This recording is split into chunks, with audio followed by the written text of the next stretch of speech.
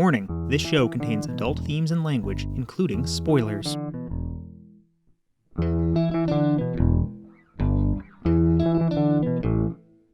Dysevidentia is an inability to reliably process evidence, and this is a podcast all about it.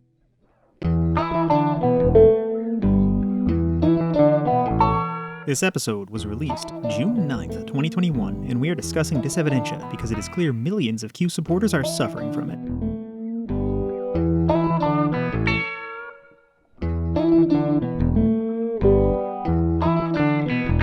I am Mako. And I am Sqeaky. We discuss logic and evidence because 15% of Americans are QAnons, and they won't. Check out our sponsors at Dysevidentia.com on our support page. You can support us by becoming a patron at patreon.com/Dysevidentia. If you spent all your money litigating against the FBI after the January 6th insurrection, you can still like, subscribe, and leave a review to help us out. If you have a paper or small business you'd like to see plugged here, let us know. The small business of the show is the QAnon Anonymous Podcast. More on them later. Today we're ad-hocking everything, so no rant. This episode was released on May 12, 2021. Was this episode really released almost a month ago? So I don't know when this happened. So we're going to try something different on this episode. Normally, I have a rant. We pick a few discussion topics that we investigate, we research some evidence for. This time, we're going to go through our thought process while we review a documentary. Mm-hmm. Yeah, HBO recently released a 6-part documentary, Q Into the Storm. All about QAnon. Yeah, and I can't remember the main reporter's name. Like Cullen Hobeck? That sounds about right. Something like that, yeah. I'm not sure if this is going to be a good documentary yet or not. Some documentaries are really bad. We'll try to call that out, but I guess we'll discuss what we're thinking about that. Yeah, I generally have good experiences with documentaries, but I mean, for something on the topic of QAnon, something so fundamentally broken. I mean, you were there when we recorded the Mermaids episode, right? Well, yeah, but that was like active deception. I'm presuming this one isn't. But do you remember the Blackfish documentary that came out a while ago? No. But it was all about the treatment of the whales at SeaWorld. Okay. And I'm not going to say that they have good treatment, but the documentary openly lied about a ton of things. Huh. To the point where they were like, yeah, whales live longer out in the wild, and these things that are signs of bad health, you only see that in captivity. The whales are healthier out in the ocean. But if you look at it or you ask like a marine biologist, they're like, yeah, the reason you see those in captivity is because it kills the whale in the wild. So yeah, that's why they're not releasing these whales, because they'll fucking die the next day. Yeah, I remember hearing a bunch of those things from other people. So I'm curious if this is going to be like that or if it's going to be really good. It could, again, about QAnon, it could be, I don't know, it could be anything. It could even be a boat. Could even be a boat! Yeah, so I'm sure we're going to make mistakes, because after each of the 6 parts, we're going to come back and record a little bit, right? Yep. Okay, anything else you want to say before we get started? I have no idea what to expect. And I guess spoiler warning, if you haven't seen it yet, we will be dropping spoilers. Yep, of course. Okay, see you on the other side. To be fair, it also contains adults. There's only one adult in that whole documentary. It's the reporter. I meant you and me, but this show. But yeah, okay, whatever. Whatever. Fine. I'll say that this show has one adult as well. I'm a man baby. So, we just got done watching the first episode of Q Into the Storm. Regrettably, yeah. It is not the most enlightening thing, because the topic... What is the opposite of enlightenment? Endumbing? It's very endumbing.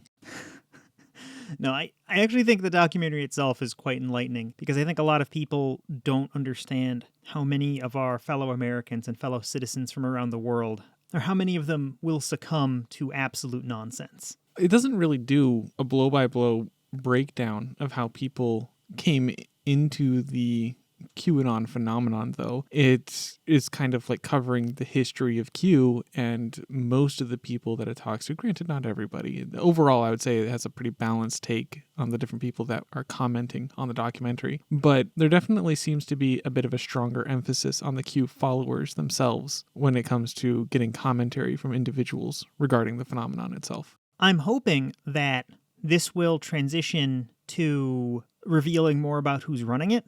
I hope the first episode was just, here's an introduction to the Q phenomena for those who didn't know what it was or just heard one skewed viewpoint.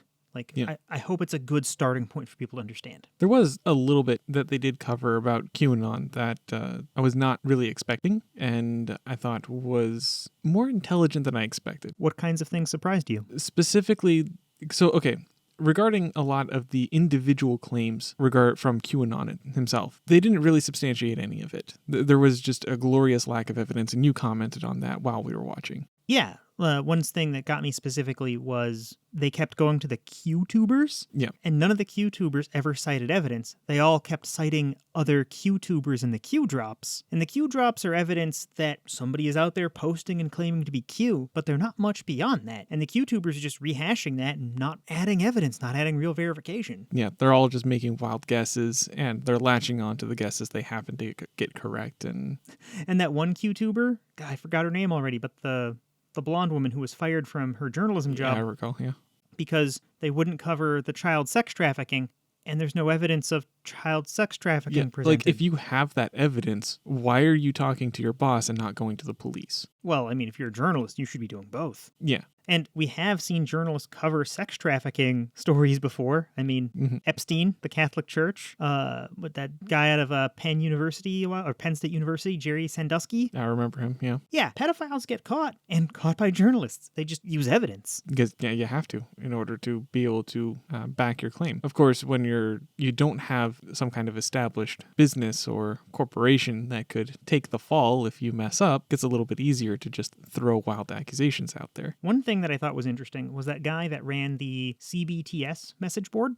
He seemed unwilling to succumb to Dysevidentia. He did fall into some logical fallacies. Like, he thought that all the coincidences in the Q drops with the news of the day, he thought that was a verification that Q was real and an insider. But then when he started getting evidence that Q was multiple people, or that the addresses weren't following the same pattern, because he was a board admin, he could see more information about Q, and he's like, we know this isn't the real Q, and he had evidence. He used it, and then he was excluded from the Q movement by the admin of the website, the person who wrote the code to make the website. Silly, inconvenient facts. Yeah, so as soon as these people get facts and evidence and they pay attention to it, it starts unraveling, but then the movement just moves on without them. Because they don't care for inconvenient facts. Yeah. I mean, it's more about the memes and about the community aspect of it, where everyone else is saying XYZ, so I'm going to believe XYZ.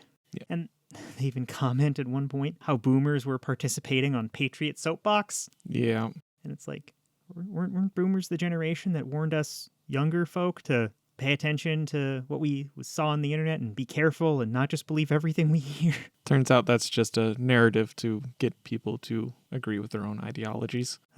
I'm sorry, I interrupted you. You were making points. Oh, yeah. So the things that were more intelligent than I anticipated was what some of these people were doing for investigating who exactly Q is. And I mean, okay, so some of these things completely baseless, like, oh yeah, it's JFK Jr. because his grave is in the shape of a Q. Like, oh God, just stop. Yeah, that is a specific kind of logical fallacy called anomaly hunting. Yeah. It's where you look for any kind of pattern, no matter how ridiculous, and you declare I found it because you found an anomaly. But the people who looked at Donald Trump's itinerary and noted that a lot of the posts coincided with the itinerary, I would treat that as like actual evidence and support that it's someone close to Trump. Yeah, when you have things that are very difficult to fake. Like, one thing that's evidence here is the trip code. Yeah. For people not familiar with cryptography or with these message boards, a trip code is a way to identify someone without breaking their anonymity, and it works through the power of cryptography. Cryptography has this notion of a hashing function, and you can put any data you want in one end, and out comes the same but irreversible number on the other side. They represent this number with letters and numbers, so it's short and easy to copy paste, so you can verify it, match it against your records. And Q was putting in the same password into this message board website. This password then generated this trip code, and this cryptographically verified that each Q drop was from the same person, or knew the password. So somehow, behind the scenes, Q, or this group of people, or the people pretending to be Q, all had the same password, verifiably and mathematically. We know that. So that counts as real evidence. That's powered by like math and crypto. Yep. But that doesn't mean that Q is real. whatever your definition of real is. Q could have been a bunch of people who all guessed the same password, or somebody shared Q's password and put it around, or it could have been a media group run by Trump, or it could be an insider at this point. I don't know. Sorry, you were talking about the lack of evidence before I interrupted you again. Yeah, there isn't a whole lot of evidence that was at least talked about in the documentary episode. Granted, I haven't gotten too deep in the Q rabbit hole. It doesn't really take much to be like, oh, that's really not worth going down. Yeah, I mean, they highlighted it with the whole Pizzagate thing. Yeah, and I actually remember when the Pizzagate thing was, just starting to break, and I was looking at it and like, oh, well, if that's true, that's a pretty big deal. I look forward to the actual evidence being presented, and then it just never happened. For those not familiar, Pizzagate was this ridiculous conspiracy theory that in the bottom of this Comet Pizza parlor, in the basement, there was some sort of child sex trafficking or like a child torture dungeon. It was kind of vague, but it happened in the basement, and the place doesn't have a basement, and they brought it up that succinctly. This thing could not be true because the preconditions for it to happen just did not exist. Yeah, people come up with all sorts of different excuses to how to reconcile that one, and some people are like, oh, well, they moved it and they hid the basement to it's another like deeper hidden basement that's not a part of the building plans, or you could just walk around the building and like people did this. There's no way to get to a basement. Yeah, or some people will say that, oh, it's just a metaphorical basement. It's actually some other location. There's no shortage of ways to bullshit something. Yeah, pure mental gymnastics. If you have to go out of your way to verify the thing, you need commensurate evidence to explain why you need that. Yeah. The level of ridiculousness of your claim is the level of evidence you require. Extraordinary claims require extraordinary evidence. Yeah.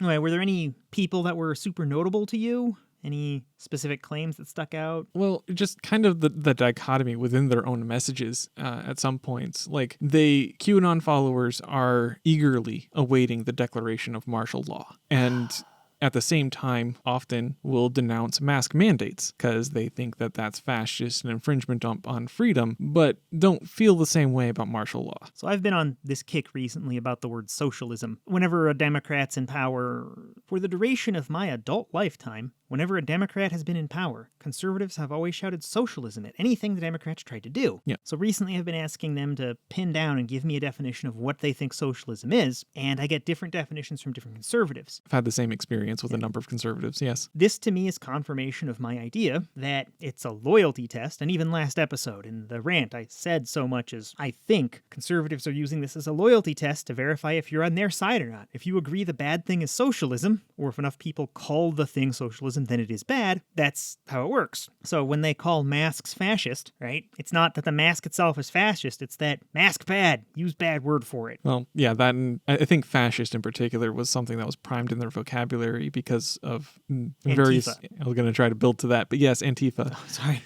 No, it's fine. Antifa was something that definitely primed them with the fascist word. Yeah, and they just take any word that's levied against them like the word doesn't have meaning. Mm-hmm. The reason people called Donald Trump a fascist was because it appeared that he was going to try to seize power by violence, and that he went against what he said before, and he wanted to keep the power for himself. The January 6th insurrection, I would say, is definitive proof of him trying to secure power through violence. Yes. But Antifa existed long before that. Of course. Yeah. And he made all the right motions to look like a fascist dictator trying to take over the U.S. Yeah. I mean, he ignored propriety at every point where it was convenient for him. He left his interim cabinet picks in far longer than you're allowed to leave an interim cabinet pick in. Again, with the violations of propriety, he jammed extra judges onto the court.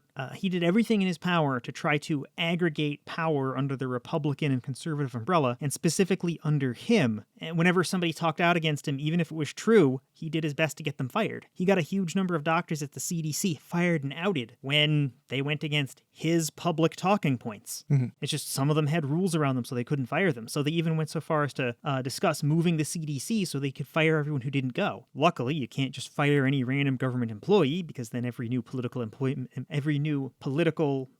every time somebody won an election, would mean they would fire everyone under them who wasn't singing their praises. So we have rules against that, checks and balances. And he was doing his best to circumvent those to build a loyal government instead of a useful government. Yeah. Sorry, I went on really long. I'm sure you have more interesting things to say. I don't know. Well, on the topic of loyalty tests, most recently I've been hearing a lot of people describe the election steal myth as a loyalty test above all else. Yeah, it's not about whether or not the election was actually stolen. It's just if you agree that the election was stolen, you're a true Trump supporter. We all know Biden's president, but come on, we got to say this. Yeah. Although there was actually a study I saw come out a few days ago, I believe, that said that 53% of all Republicans feel that Donald Trump is still the legitimate president, which is, I don't even... So do you think you'll be able to find a source for that? I saw it on Reddit. Probably, maybe. I don't know. Okay, we'll try to put that in the show notes. I'll try to get a good description of what a hashing function is and what a trip code is for the sources. Well, yeah, it's getting back to Q Into the Storm specifically and its content, the other weird dichotomy that I noticed was the notion that Q followers, Q supporters, are demanding answers, but simultaneously trusting the plan. This ties into something you brought up while we were watching it. The concept of research, right? And something Heather said. Heather was there too. I guess the podcast listeners might not know who Heather is, and they can go fucking guess. Okay. But you guys were both commenting how these people were doing research, but there was no actual research going on. They would Google something, they'd look for coincidences, and then be like, haha, I found it. Confirmation bias, yeah. Yeah, they're not interested in understanding, and they were rejecting sources with things they thought were inconvenient. You and I, we've rejected sources before, but we do it because we've read and understood the material, and we're like, okay, here's how we can know this source is lying, or here's where this source has lied in the past. And then we go and get other sources, even if they disagree with us. Like on guns, right? The Bureau of Justice Statistics? Yes. For that episode, I did it wrong so many times on purpose, I can't do it correct now. But yeah, they had statistics that were like really difficult to understand, and rather than just ignore them, we went through the hard part of understanding what they were saying. Yeah, we had to establish definitions. Yeah, the way they define, they can go listen to the gun episode. What was that, episode 5 or 6? Something like that. Yeah, but we tackled some gun myths, and these people are unwilling to actually read in depth, and rather than, sorry, I asked you for your input. You're fine. But yeah, those two things did stand out, like trust the plan, but we demand answers, and martial law, okay. Okay, acknowledgement is necessary here for the martial law part. I know that the premise of the martial law in this case is that it's only temporary. Martial law is always only temporary. Yes. The dissolution of the Congress and Senate is always only temporary. The crowning oneself emperor is always only temporary. And mask mandates, that was always planned to be temporary as well. And the recent relaxing of the CDC guidelines for masks.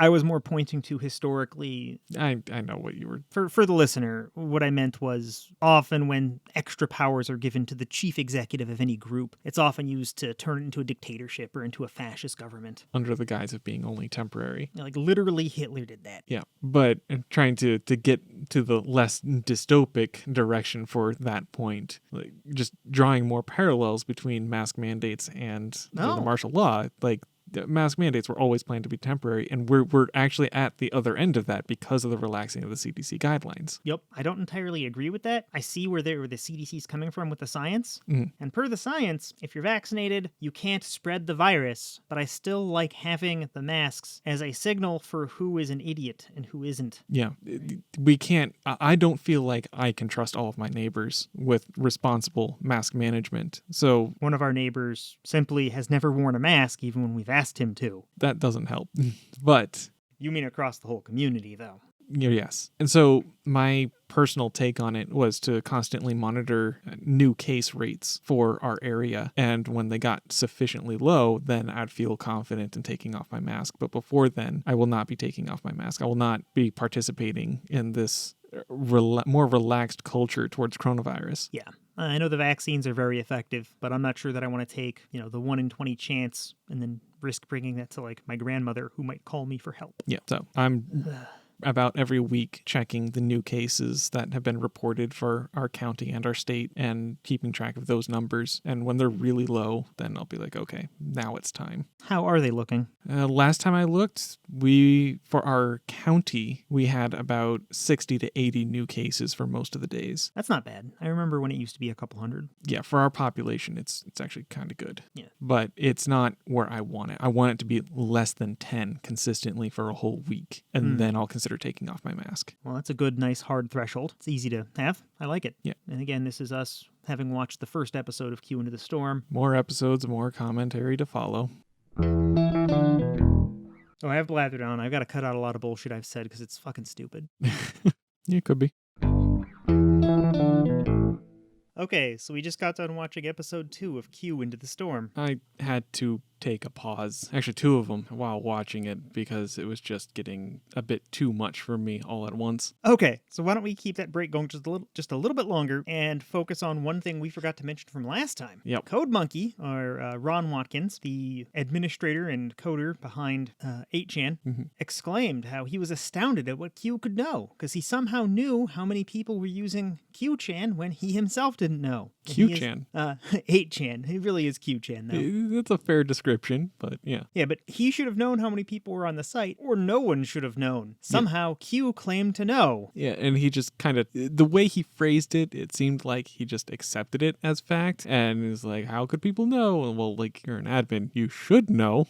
Yeah, now it is possible that the Q documentary is taking him out of context. Yeah. Seems unlikely. They've demonstrated repeatedly he's not the brightest. Like, apparently he does know how to code, and he did solve 8chan's scaling problem. But often, fixing a scaling problem in a web page is replacing one data structure with another and being like, ooh, look, this one works better at scale. And throwing bigger, hardier servers at it. And his dad did bring a lot of money, and Jim Watkins is the guy who's funding this. That's Ron Watkins' dad, according to this. Yep. And really, this episode was a bunch of just the history of image boards and these guys' forays into them. The focus was who was behind Q, and yeah, they did a deep dive on the history of all manners of image boards from, like, was it 1999 all the way up till now? Yeah, the can't remember his name. The founder of 2chan. Yeah.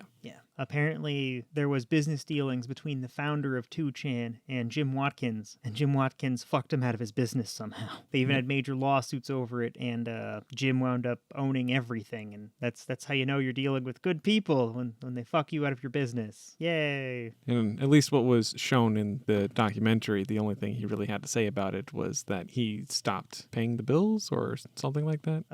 I think the allegations were going the other way, that Jim stopped paying the bills, but I don't recall.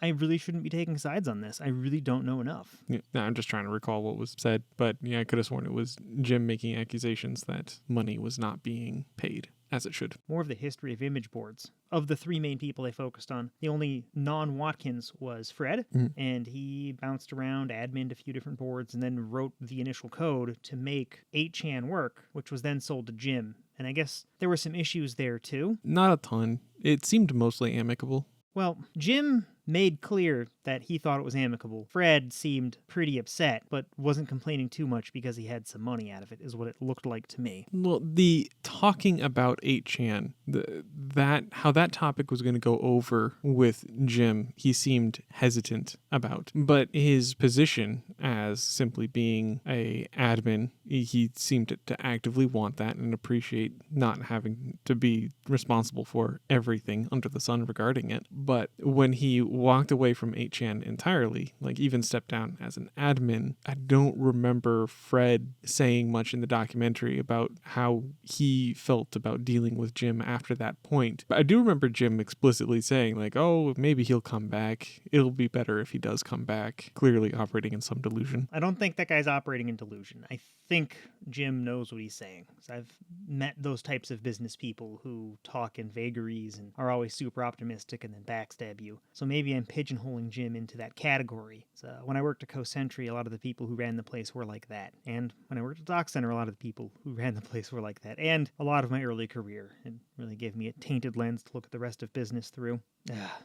For people who aren't familiar with my background, I contracted in software at, a dozen different places, and they got progressively less shitty. So the first few places I worked at were really bad, and I was also a really bad coder. And as I got better, and I started stumbling upon better jobs, I started realizing that not every place was a toxic hellhole. Yeah. It seems like their relationship was pretty toxic. Because Jim kept saying positive things, but other people were suing him. And the best Fred had to say was, I think I'm quoting, was they were not enemies. He had more to say about that, like... I mean, I did only use 2 words.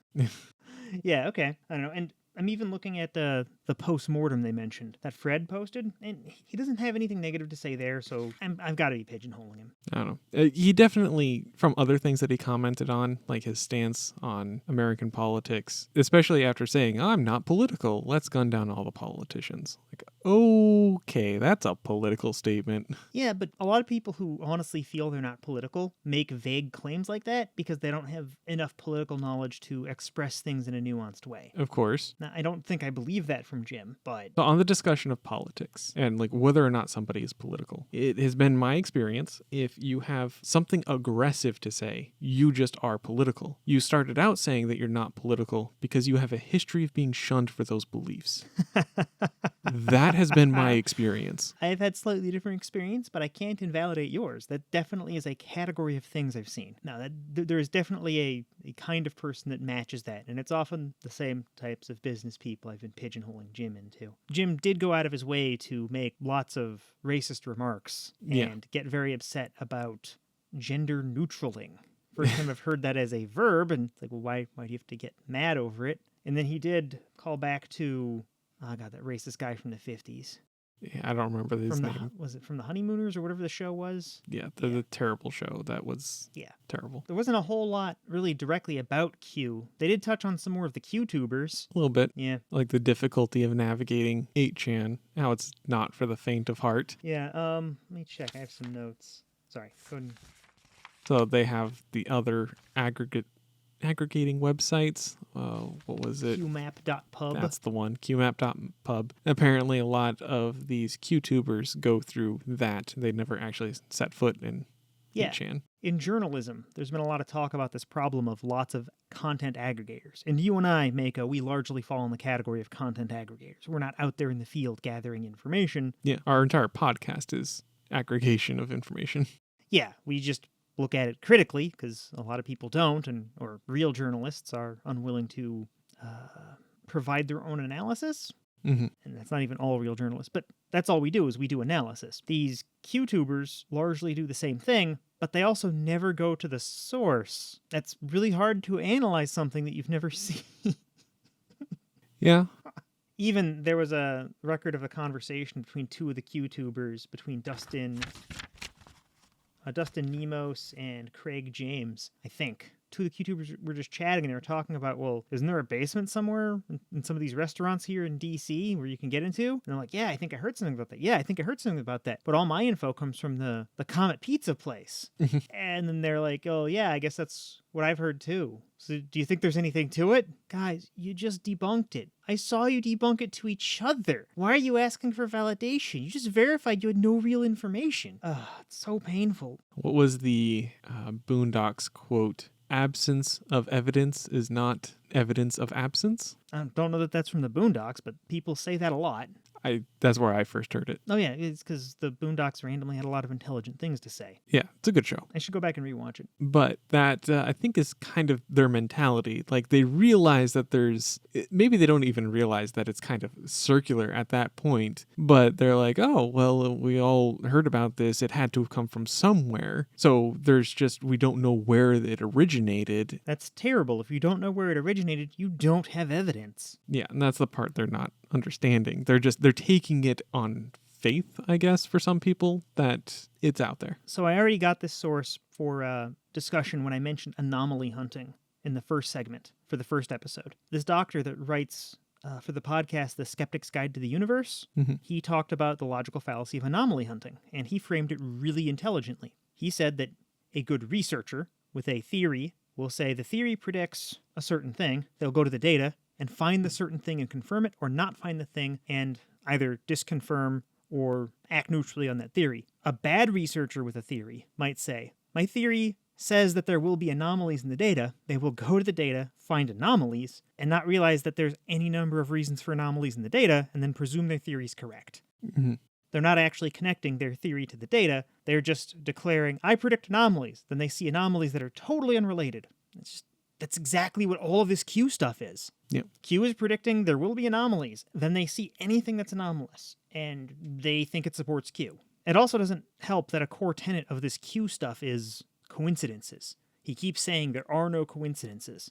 And if you believe there aren't any coincidences, then when Q says anything and then it happens somewhere else, then it must be all interconnected in this elaborate weave that we can't see because cabal, blah, blah, blah, blah, blah. And the conversations with the QTubers are really enlightening because they're true believers. And they say stuff like, we're fighting evil, or we are opposing we are opposing evil, or we're fighting people who eat babies. Yeah. And they're not joking. There's no sarcastic tone. They literally think that Hillary Clinton's eating babies. That makes no sense. Right on the surface level, these people are claiming eating babies has rejuvenating properties if you eat enough of them. Mm-hmm. Hillary Clinton looks like shit. And so it's not rejuvenating her. Next, if it doesn't, why would she do it? And then she's not, because she's like the most FBI investigated person ever, because people keep making the FBI investigate her. So she hasn't had time to eat any babies. And then there's no missing babies around her. And just none of this adds up on any fucking level. It's so stupid.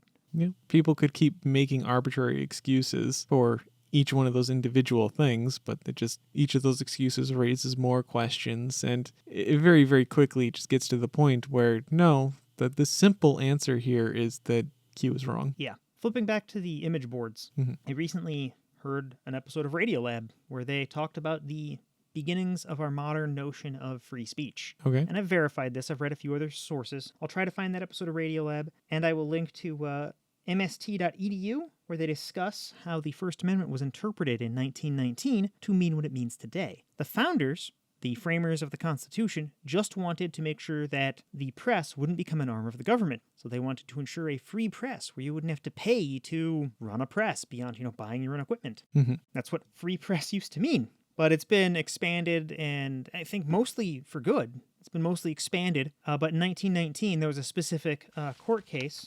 And of course, I didn't write the name down, but trying to very carefully navigate this because there's details. Yes. But this is where the free market of ideas analogy came from, what popularized it, the notion that we should let lots of ideas out there, and it actually came forward in a Supreme Court writing.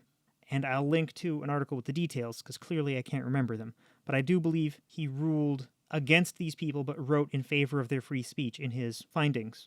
And that has been cited a ton, even as recently as like 2017, by the Supreme Court when making rulings. And before that, we really didn't have the same notion of free speech we have now. Like if we look at the 1950s and McCarthyism, we can see how in the beginning of McCarthyism, McCarthy thought that he could convict people just for being communists. So clearly he didn't grow up with the notion of free speech the same way you and I have grown up with the notion of free speech. And then by the end, lots of the American people were like, no, yeah, maybe we don't like communists. Maybe we are, in the middle of the Red Scare, but you can't just arrest people for having political ideas. And then McCarthy's career was destroyed. Yeah. Sorry, I'm just rambling. I'm sure you have thoughts and opinions, and I keep... No, mostly like the history of free speech in the United States is not something I'm particularly versed on. But the other content from you what were they cringing doing, the whole time. There was a couple points where it was distinctly worse than the rest, like Jim Watkins' comment on like all the different things that QAnon has said. And he seems to almost even directly acknowledge that Q is wrong in some cases, and then has a half-hearted reference to multiverse theory to try to justify the wrongness. Yeah, I remember what you're talking about. I believe I wrote that one down. He said, everything Q has said has come true in some potential future, but you can only experience one of them. Yeah. What kind of ridiculous mental gymnastics nonsense is that? Kind of mental gymnastics where you're willing to do anything to believe the narrative you have already decided is correct. This is why I made the word Dysevidentia. This guy is rich, somewhat powerful. He owns multiple businesses. He owns a grocery store. He owns a bakery. He owns a pig farm. He has money and has been successful.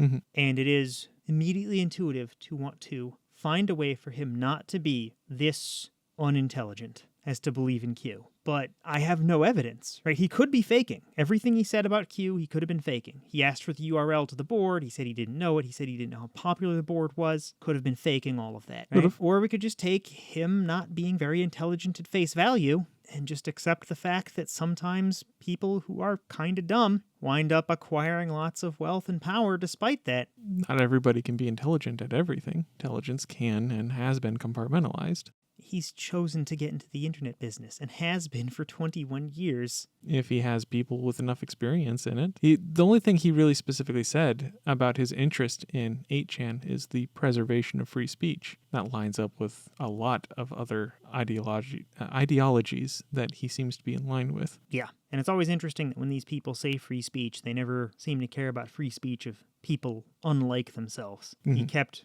talking about freedom to say horrible words I don't want to repeat that are just overt bigotry. Yeah. Something else that bothered me was this notion of dangerous ideas. So many people who are claiming to be censored and very not censored. Like, I don't know if you heard in Joe Rogan's recent podcast, he claimed that it was illegal for a white guy to talk and to go outside. And he said this on his podcast to millions of people. That's obviously false. I mean, it's Joe Rogan. We don't have to go into how stupid he is. And I'm comfortable calling Joe Rogan stupid. He just is. But lots of people these people will claim that they're being censored. These people will claim that it's in the name of dangerous ideas or something. And what they're doing is they're ignoring the content of the message of people like me when I say, hey, you probably shouldn't. If you're really interested in maximizing free speech, you shouldn't have a message board that tolerates Nazis, for example. Because if you tolerate Nazis, they'll push out other people, because Nazis have their ideology is hating Jewish people, hating non-white people, right? The paradox of tolerance. Yeah, so if you tolerate people who are voluntarily intolerant, you will shrink free speech, because black people and Jews won't have a free space to talk on a board where Nazis can talk. It's not how free speech works. No, any of these people would tell you that these people have the right to choose. People that are fleeing, like the Jews, for example, that are fleeing this forum, they can just choose to not flee the forum, is going to be the defense from these people. Yeah, and that's fucking stupid. If you go to any of these places and start talking about Judaism at all, the next thing that gets posted is like a Nazi flag and requests that you die in a fire, or claims that Hitler did nothing wrong, or yeah, you're free to stay and just tolerate this abuse constantly because you can't have a real discussion. Yeah. So, yeah, you're free to stay and then talk about nothing about how you deserve to die. Yeah. Yeah, it's that simple. I will also link to Monster Island. There was an actual free speech experiment by a guy who was legitimately interested in researching it. He wanted to see how long he could get free speech going, and he wanted there to be no rules, and really quickly he had to start making rules. One of the first rules was you can't do things that fuck with Monster Island. So he banned hacking, right? Debatably, I guess that's not speech. Mm-hmm. But then people started trying to dox the admins, and they threatened to kill the admins. He's like, okay, we're going to start banning that. Then they started with the child porn. They had to ban that. Then they started voting very disingenuously to do things. They even set up an impartial committee.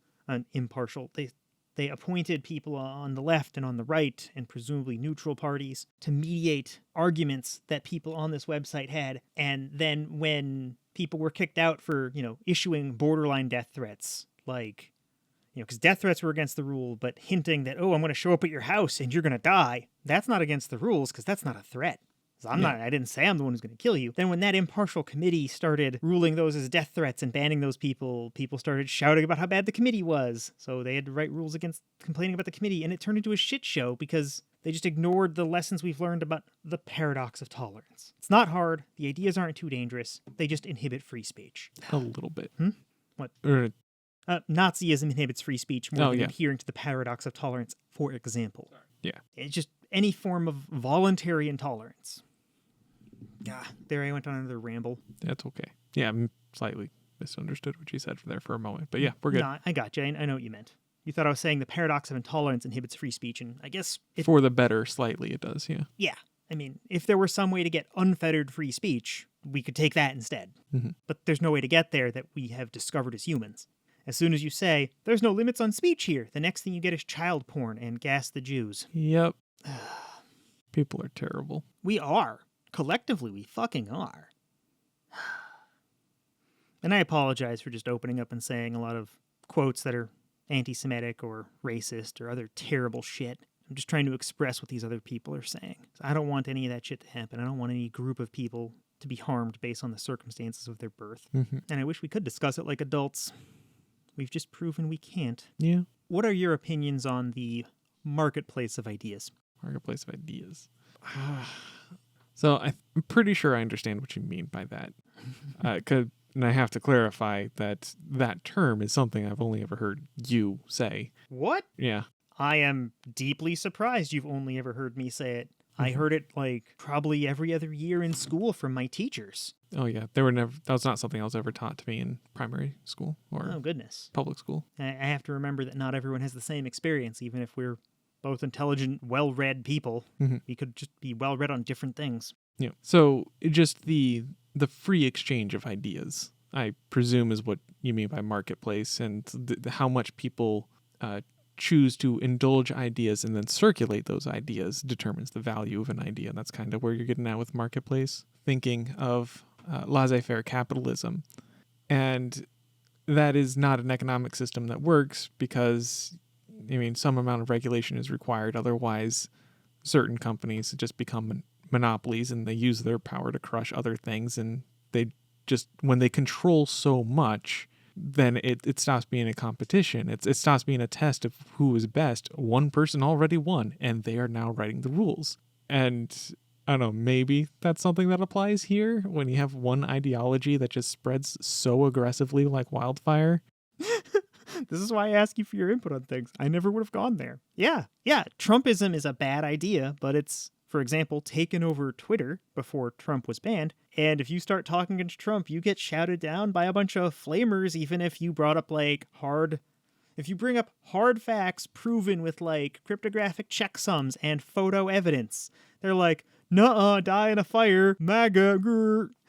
See, I thought you were immediately going to go to religion. Because religion seems like a more natural fit for what I described. Yeah, but some Christians might be listening to this. I don't want to offend them that much. Well, it doesn't.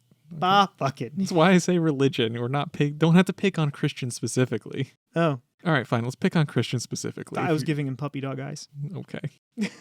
No, we don't need to. But just the idea that if you have a lot of people indoctrinated into some belief system, right? Yeah, and then suddenly it becomes self-reinforcing because you have this culture of I can't speak against it or else bad things will happen to me socially. And we're seeing that both in political circles and in religious circles. Oh yeah, there's totally self-reinforcing on the liberal side and on the conservative side. They're different in different effects. Yeah. But yeah, they're there on both sides. And I know I keep going back to socialism as a word. People use the word socialism as a loyalty test on the conservative side. And on the liberal side, if you aren't constantly being more tolerant and more liberal to certain extremes, even extremes that the impacted peoples don't care about, you can be shunned from groups.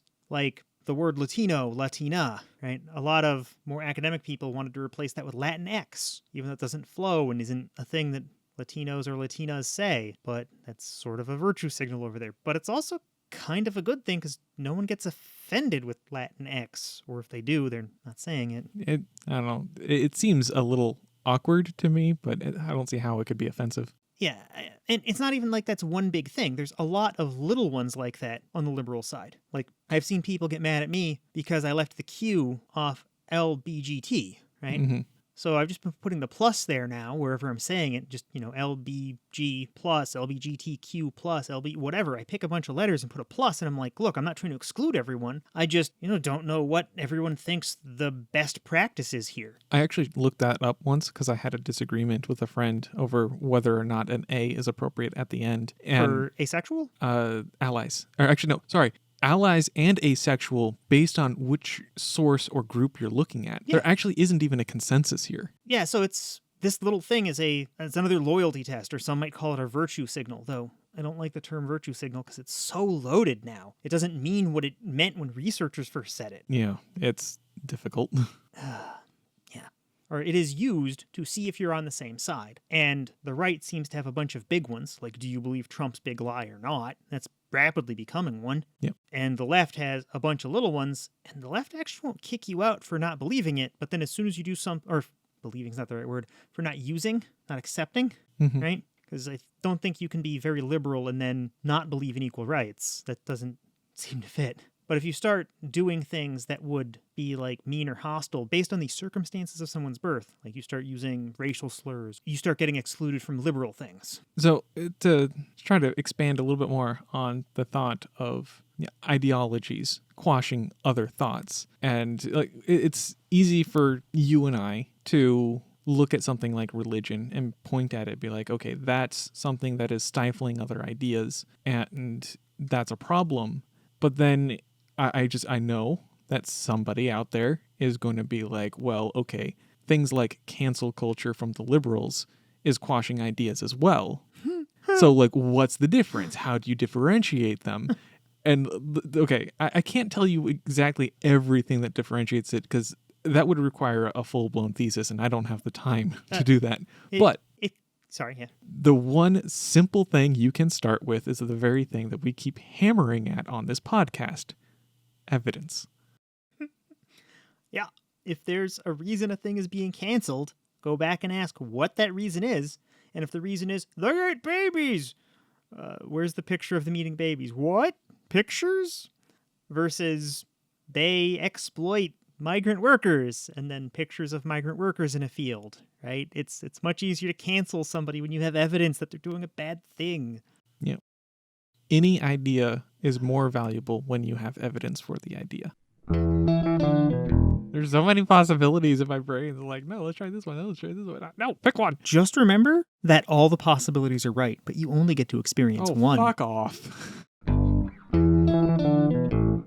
Okay, so we just got done watching episode 3. Episode 3, yep. I figure we'll discuss a few things from last time, and I discovered some things when I was trimming and editing on the episode 2 stuff. Mm-hmm. The guy who was the editor for the CBTS board, Okay. he's a horrible raging racist. I said that maybe he was kind of approachable, but he had a point where he used a tirade of slur words, so I just figured we should correct that. Sure. He is the guy that I did comment on how he was able to use critical thinking, and that came up this episode. I guess this plays into this episode as well, but I commented, or I wanted to comment that the documentary seems light on hard facts, but it does present a lot of viewpoints. Yeah, I generally agree. The hard facts are kind of scarce. I initially felt that the show was not really trying to be too aggressive about any given point or leaning, but this episode has kind of shattered that one. One other thing. I claim Joe Rogan said a thing was illegal. Joe Rogan said that he was worried it might become illegal and that he could become censored. Okay, fair. Yeah, so I'm just pedantic correction. Okay. Yep. So,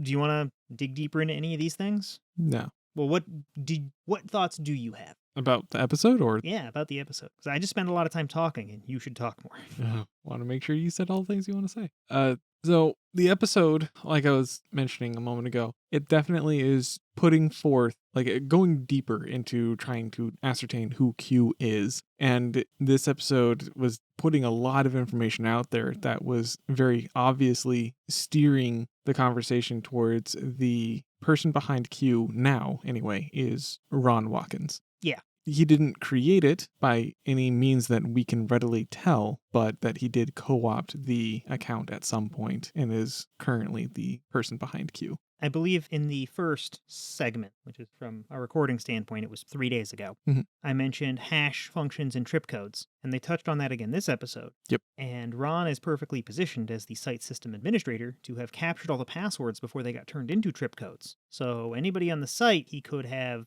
captured their password and he could assume anyone's identity. And that is a risk you run using any website. Yeah. If there's not some very special cryptography going on, if you're not taking steps on your system, there's no reason why the Reddit or Facebook or Twitter admins can't assume your account and make you say whatever they want to say other than their reputation. And with something intentionally anonymous like this, nobody knows who Q is. Nobody knows who Q was. What reputation? Yeah. I think the episode also tried to set up this notion that Ron, Jim, and Thomas Rydell, yes. Thomas Rydell, were sort of this old boys club or this mafia-like clique. Yeah, mafia might be a little bit of a strong word, but yeah, I know what you're going for. Yeah, but they're partners in crime together. Whether Yes. or not anything they did is actually illegal is more debatable, but the euphemism. Mm-hmm. Yeah. And 2 people came out speaking against them. That would be Fred and Red Pill. And Red Pill is another anonymous person who we think was an ex-worker at a website Jim used to own. The circumstances surrounding Red Pill, I felt were kind of weak. They didn't. I don't want to say they didn't seem credible, but they didn't seem strong enough for me to be particularly convinced of what they were saying. We have no evidence that Red Pill wasn't Jim himself trying to just stir shit up. Yeah, or some random disgruntled. It could have been a disgruntled employee, like they're saying, but could have just been making things up. And Yeah, and the intentional vagueness that they had, because they said things like, the real story behind Q would destroy so many people, like, If that's accurate, why not just say it? and prevent people from digging further in or making worse mistakes. Yeah. Yeah, it seems ridiculous. This is the type of thing that somebody that's desperate to do damage would say without having to get themselves caught into too much. So I guess that trio was also in porn, and that came up repeatedly that episode. Okay, to clarify, they were not actors in porn. Oh, yeah, you know what? Our viewers don't have pictures. If you see these people, you'd know they're not in porn. Yeah, they managed pornographic websites. Yeah, and as sort of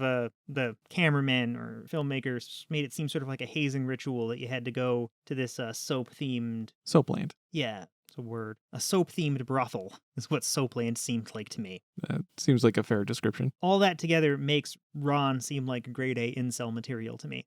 In like the very first scene of this episode, Ron was sitting there like legs crossed, like lotus position, but he had like a big Ayaname Rei. It's the one of the girl characters from a popular anime called Neon Genesis Evangelion. Yeah. It's like a 14-year-old girl posed in this sort of sexualized position with like boobs sticking out. And then on the other side was something equally, geekish. And then he was surrounded by like manga panes and he had like fingerless gloves on. And I don't know, He's very obviously a part of a particular culture, which incels have an uncomfortable amount of overlap. Yes. Yeah, he was not trying to make himself presentable for the camera at all. Maybe he thought he was. Oh, goodness. Yeah. Ever think of that? No, I didn't think of that. I fucking didn't. I was taking him at face value when he said he doesn't care what other people think. But he doesn't care what other people think about him. And well, he's trying to present his best face, and he doesn't care if people don't think that's his best face. That's a possible interpretation. I don't see a difference here. Oh, goodness. So I guess something else that's interesting that taints some of the interactions from the previous episodes is apparently Jim learned he was suffering 90% hearing loss. Yeah. He mentioned that he was kind of frustrated, or he at least acted frustrated, and we didn't see that from much of the camera footage that was actually displayed in the first couple episodes, so I guess that's neat editing. But yeah, he was almost unrecognizable in this episode. Yeah, those mutton chops did a number on him. Yeah. Yeah, if he wanted to like go undercover, yeah. I now know mutton chops is the way to do it. Yeah. What would I look like with mutton chops? Horrible. But you say that's how I look now. More horrible. Okay. At least I can grow mutton chops. Why is that? You say that like it's a good thing. Oh, God. There's no winning with you. Onto things in the episode. They mentioned Marjorie Taylor Greene once. Regrettably. Yeah. She declared that Q is a patriot, even though she has no reason to say that, no evidence. She doesn't know who Q is. Nobody knows who Q is. Yeah. So that one I can kind of see an argument for, in that patriotism is not simply something that you are because you're born into it. It's based on the decisions that you make, the positions that you take a stand on. And if it's for the benefit of country and the people in the country, then that's patriotic. And if they're trying, despite not knowing who it is, if they're trying to say, well, okay, these actions are definitely in favor of the country, which I would argue they absolutely are not. But if you are convinced of that, then you can say that they're patriotic. I guess. Yeah, I guess. It's just 53-47. What do you think about this? So that one was obviously a botched prediction that the instant something with that number came up, he was like, oh yeah, that's totally what I meant. Yeah, I think he's taking the Nostradamus approach. Whoever Q is what I'm talking about. Yep. The 53-47 numbers were two numbers Q posted in a Q drop just before the Brett Kavanaugh hearings, and he didn't say what they were. He provided very little context, and everyone else was like, oh, this is what the Brett Kavanaugh vote's going to be. And then a while later, the amount of Senate seats changed to 53-47. And this is just a great set of numbers to put out there, because if you're trying to buy some credibility that you can predict things that shouldn't be predictable, because every Senate vote adds up to 100, every percentage adds up to 100. Yeah, as divided as the country is, it's going to be close to 50-50 regardless. Yeah, any poll could be 53-47. You know what? 53% of Republicans believe that Trump is still president and 47% don't. Oh no! Yeah, it's pretty easy to say something is those numbers because it'll just come up a lot in politics. Yeah, and there were other Q drops. According to this documentary, there were other Q drops where Q predicted a red wave or red tsunami. So this would be in direct contradiction to those things. But the Q people are acknowledging the hits and ignoring the misses. This is exactly the same type of logic that makes people think Nostradamus has special predictive properties. Yep. I don't know if you're not familiar with Nostradamus, he's a guy who wrote in this coded stuff many hundreds of years ago, and people who decoded his messages, they thought they looked like predictions from the future, and he predicted names really close to like Hitler, and he predicted things that sound really good and really close to, things like people say he predicted the 9/11 attacks, because I have to fucking Google it now, don't I? It could help. Search for Nostradamus predicted 9/11. Okay, so he wrote his stuff in things called quatrains. And can you just give me the quatrain? I'm got a science website debunking this shit that should be debunked. Okay, so here's what Nostradamus wrote after he translated out of his encoded quatrain. Mm-hmm. 2 steel birds will fall from the sky on the metropolis. The sky will burn at 45 degrees latitude. Fires approach the great new city. Immediately a huge scattered flame leaps up. Within months, rivers will flow with blood. The undead will roam the earth for a little time. So 2 steel birds, okay, it's 747. The new city sounds like New York. There's enough here that you're like, ooh. Couple things you can point at, yeah. Yeah, but the undead did not roam the earth. Not near as we can tell, no. Within months, the rivers will flow with blood. Oh, there'll be a war or something. But this is all just so vague it could mean anything. It's like astrology and horoscopes. You say a bunch of things that are open-ended, and you can latch on to it. And the things that are open-ended and not quite right, you can be like, I guess I can see that. Yeah. Like, I could make any sort of prediction and say, within months, the rivers will flow with blood. And that'll just be true somewhere, because some river somewhere will be flowing with blood. It's so vague and open-ended. And that's all this Q stuff. Yeah. Just none of it's hard or good predictions. It's all like, go find anomalies that match this and I'll be right. And some people like the act of decoding, even if it's not actually decoding. There was a bunch of talk in the Q drops about the Keystone, and they were trying to connect WikiLeaks to Roger Stone. That's, super weak and arbitrary. Yeah, Roger Stone was mixed up in this because he's a Republican operative doing his best to push Republican agendas, and he's probably really well paid. Yeah. So of course he's going to be wherever this shit is happening. Yeah. And I guess all this also centers around a website called the Goldwater that was publishing UFO stuff, Q stuff, and other nonsense. And it was founded and owned by Jim. Yeah, alternative news, something to combat the mainstream media. Yeah, that whole narrative didn't last very long. I still don't, because I used to buy into the mainstream media thing too, like just generally hating on it, because I don't like certain aspects of mainstream media. Yeah. Right? Like, I dislike that they're producing more clickbait, right?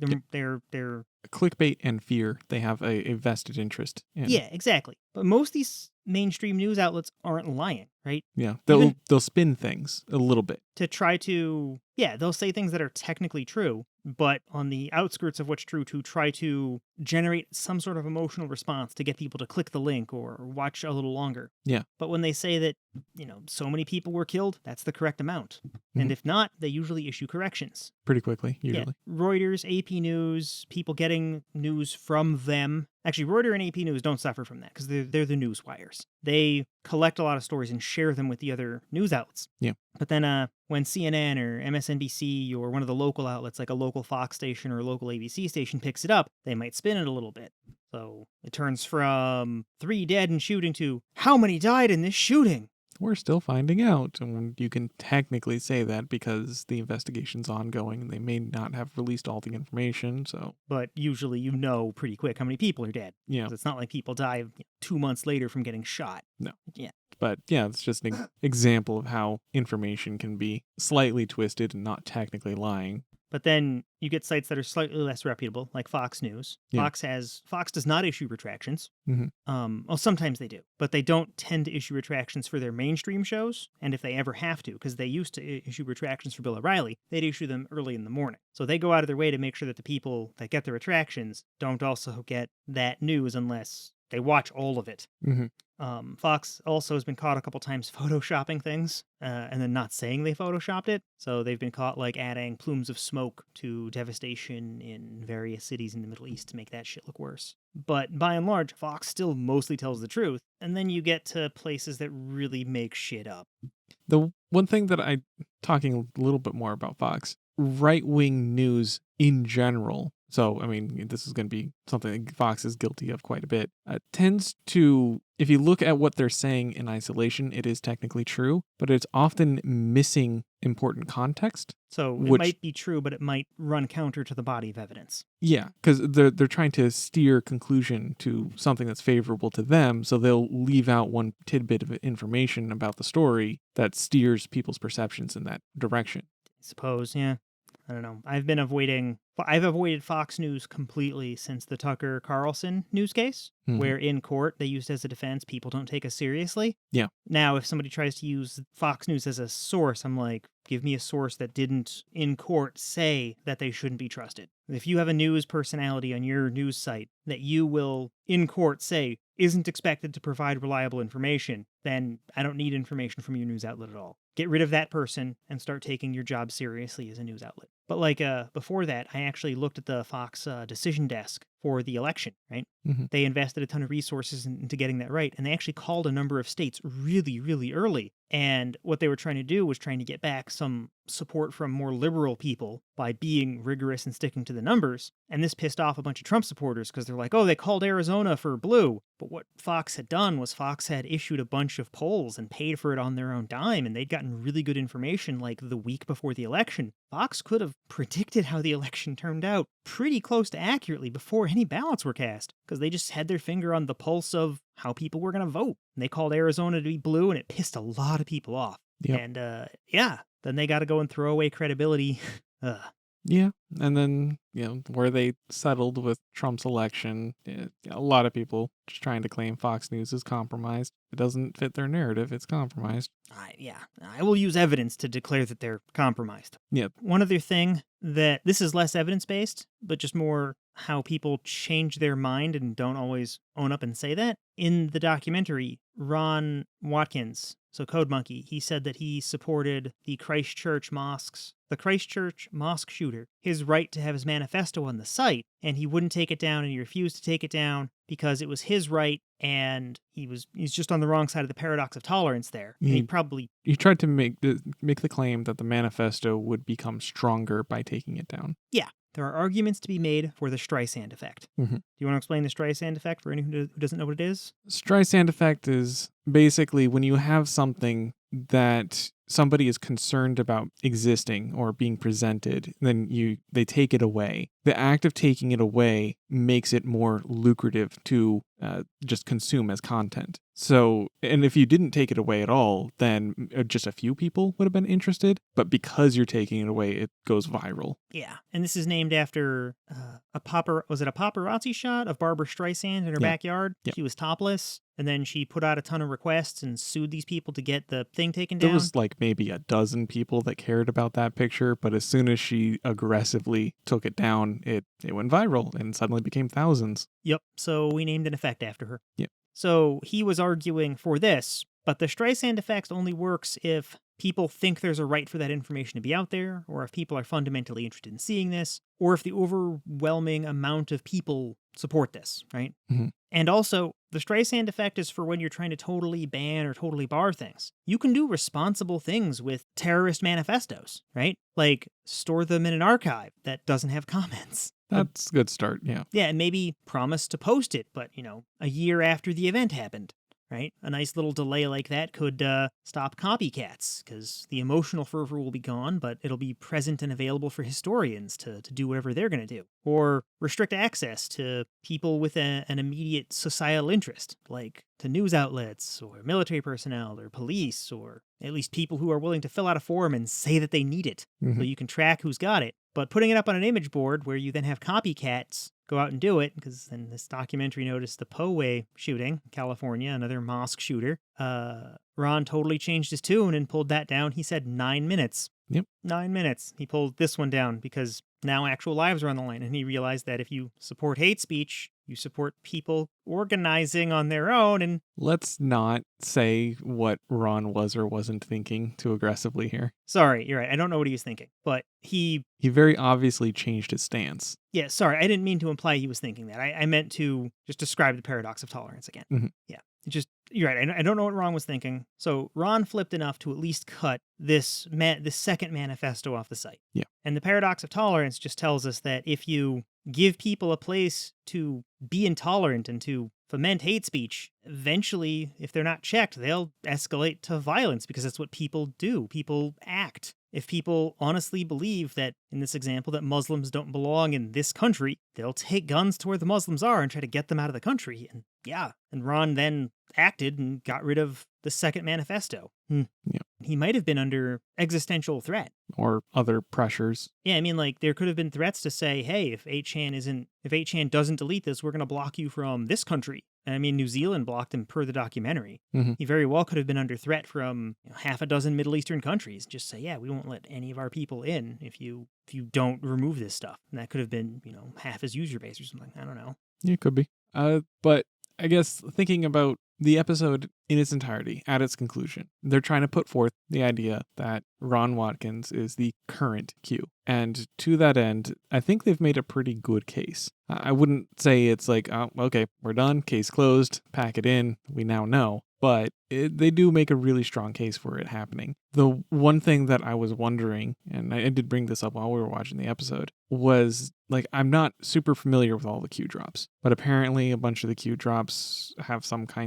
amount of insider information that's close to Trump. And I do remember citing from our previous record that like having post times that closely correlate with Trump's campaign itinerary, that's pretty good. It's not stellar, but it's pretty good. It's actual evidence. If there's a certain amount, if there's like a lot of that information that is in the initial Q drops, and then after the trip code changed, which is allegedly when Ron took over Q, if that information was absent from most of the Q drops thereon after, I would say that that's another really strong point towards Ron having co-opted Q. And that wasn't really discussed much in the episode. So discussing Q's legitimacy, going back to first Q, before there was any real opportunity for Ron to have taken it. Yeah. He used the same trip code on 4chan and then on 8chan. So that's how we get that continuity. We believe that that same person, entity, whatever Q was, moved over.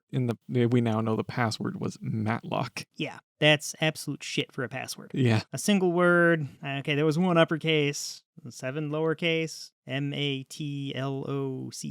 Yeah, 7 letters. That's a shit password. Yeah. So this guy's supposed to have a Q level security clearance? So remember, I worked at Stratcom briefly, right? Mm-hmm. That building that does strategic command stuff for the Air Force? Yeah, important stuff, yeah. Right, okay. I temporarily had a top secret clearance. Okay? So an interim top secret clearance is what I actually had. Okay. I had a full-blown secret clearance and a full-blown classified clearance. Okay. So working your way up. Classified's the lowest level stuff, right? Stuff like where troops might be going. Secret is like really dangerous stuff like how many troops are going there. Top secret is like, why are they going there? What is their goal? And are they likely to succeed or fail? When you get above that, there's a group of clearances called Top Secret SCI. That's Secret Compartmentalized Information. And they don't label them Q or whatever. They label them after your fucking job. So I did not have any SCI clearances, but I worked with people who had SCI clearances on things at Stratcom. So if they worked in the nuclear missile room, right, it would be something about nuclear missiles would be the name of the clearance they had. And I can't say what those clearances are because I'm legally bound not to. But whatever you dealt with, that's what you got as a clearance. And it's not a single letter. These people aren't edgelords. They're doing real serious work. There's no Q level clearance. It's SCI and then the job. That's the thing above top secret. And even then, that is just a form of top secret. Yeah. Okay, so this guy had this crazy super special clearance, and the dude picks Matlock as a password? Okay, sure. Totally plausible. This guy totally works for Trump. Well, that doesn't debunk whether or not he works for Trump. It debunks that he's competent and worked for Trump. Competent at security or tech, but he could still be somebody with a job not necessarily related to tech that is close to Trump. I suppose. He could totally be an intern or a staff or a marketing person. Yeah. Could be any of these things. I'm just ruling out that it's any sort of special agent, any sort of... Definitely not. It's not General Flynn. The dude's a traitor, but he's not an idiot. Yeah. Yeah, it's not anybody military who ever had to deal with... It might be a Marine. They eat crayons. Do you want to share with the audience the story of you almost getting into the Marines? Oh. So this has to do with another reason why I podcast instead of stream. Okay, so I was down on my luck and looking for jobs, right? No shit, I was like working at McDonald's, and I went to an Air Force recruiter, right? Mhm. Talked to them, and they said that I wasn't physically fit enough, and I'm like, oh well, I'll shape up in basic, it'll be fine, right? And when I say I'm not physically fit, I am fucking fat, right? I am way out of shape, and I do not look good on a camera. You need the wide angle lens. It's just no, don't. Okay. Mhm. I went to the Army recruiter. The Army recruiter's like, we talked a little bit, and he's like, oh yeah, our basic training's way longer. We could totally whip you into shape, but, I think you'd be better suited with these guys. And he walked me across the hall to a Marine recruiter, and the Marine recruiter is like, oh yeah, we can do something with you. Come on in. And I'm thinking about it, and the Marine recruiter actively wants me, and it's at that moment I realize I don't want to be a part of any group that would willingly have me. I'm recording? Same. You recording? Yeah, good this time. Okay. We're both This- recording? Yes, I'm recording. Okay. Okay, so we just watched episode 4. Of 6, yes. And this is grating on you, isn't it? Yes and no, for a few different reasons. So there were a couple different things that happened in this episode that really make one ask questions about evidence. Yeah. They kept hammering home on how they think, or at least in the beginning, that it looked like Ron and Jim were Q, right up until right in the middle there was kind of a surprise bombshell revelation, and Ron said that Steve Bannon was Q. Mm-hmm. And then Ron claimed to provide some information, things like IP addresses, geolocation information, from Device images. information. And this, you always have to question the source. Ron, being the only person who manipulates the code of 8chan, is the only person who could collect and gather that data. There is no chain of custody here. There's no way to verify it. If Ron produces it and it's wrong, it's wrong. So he could still be lying, and he still could be Q. Or somebody could be lying to him. Yeah. It is possible to fake a lot of that kind of information. I feel like me speculating. Yeah. Not making anything declarative here. But I feel like doctoring all of that information is simply beyond the effort of Ron. But I do think that doctoring some of that information, like if he wanted to make it look like he simply never was Q, particularly after the alleged switch that Q had from one writing style to another, where presumably Ron took over, if he took that data and simply changed a few timestamps to reflect some of this information pointing at Steve Bannon happened after that, that is a low effort thing to try to keep it off him that I think he could do. Well, so I think that this documentary is intentionally trying to portray Ron in as poor a light as possible, right? Ron doesn't seem like he needs all that much help there, but That's true. you're right. In one part, it was totally unrelated. They were making very serious claims and allegations. They show Ron shopping for toys, and he looks up the skirt of this action figure. And gives it an approving look when he does so. Yeah, and then, yep, there were some emotions on his face there. And there are a couple moments like that where it's clear that it's like, we're just getting into this guy's perversions. Mm-hmm. That's not related to this. No. And looking at it objectively, we've said bad things about Ron's technical skills. Well, one of the first times we acknowledged that he could also just be lying. That's true. And what was shown in this episode certainly suggests that. But we have no reason to believe him to be lazy. Even this documentary is incapable of painting him as lazy. He does produce results. He did produce a very popular webpage that fosters a ton of discussion. So if he wanted to fake evidence, I don't think it would be difficult for him to write a little script that would fabricate plausible-looking evidence. Like you say, changing some timestamps, not hard. But neither is writing an SQL query that duplicates posts, or writing a bash script that changes, that copies old metadata and writes it onto new posts. Things like locations, geotags, timestamps. You can adjust that stuff based on old versions of it and apply it to the new things. We'd have no way to know. The reporter certainly wouldn't know. He seems somewhat technical, but he's not a coder. While this is all technically true, I haven't picked up anything from the documentary that gives an actionable reason to believe that Ron started Q. No, I'm not trying to claim Ron started Q. I'm just saying that he could be Q, and like you were saying earlier, the Steve Bannon thing. Whoever Q was before, he could be copying that metadata, or he could just be copying Steve Bannon's metadata to try to paint him that way. Well, because if Steve Bannon posted just once or twice to the site, you could copy that and make things that look plausibly like that. Or it could just be Steve Bannon. That's true. The reason that the creator of the documentary gave at the end of the episode for believing it's not Steve Bannon Was pretty thin. it was stupid, in my opinion. Mm. If Steve Bannon thinks that he can get more rootless white males on his side by pretending to be a George Flynn ally, I see no reason why he wouldn't do it. Oh, yes. At the very end of the episode, they said that Steve Bannon hates General Flynn, and that was the whole reason where they're like, we really don't believe this. Yeah. That's ridiculous. Yeah. And then also he's like, well, it would be silly to make it look like it's your own IP address. Why would he do that? Well, this is the same guy that had the operational security and shows the password Matlock. So, I mean, Yeah. maybe he's not making it look like that. Maybe he's done something else. Do we have any other information to suggest that Steve Bannon is actually tech savvy? No, not really. He has some skills in terms of establishing an internet presence that seems to be in terms of hiring engineers. Yeah, he finds people with the other skills. Like his ability to craft a message, it seems to be his skill. And that is something that Q seems to be very proficient at. The skill overlaps there are tremendous. Yeah. Something else that makes everybody in this story much less sympathetic is the less than subtle racist messaging. Mm-hmm.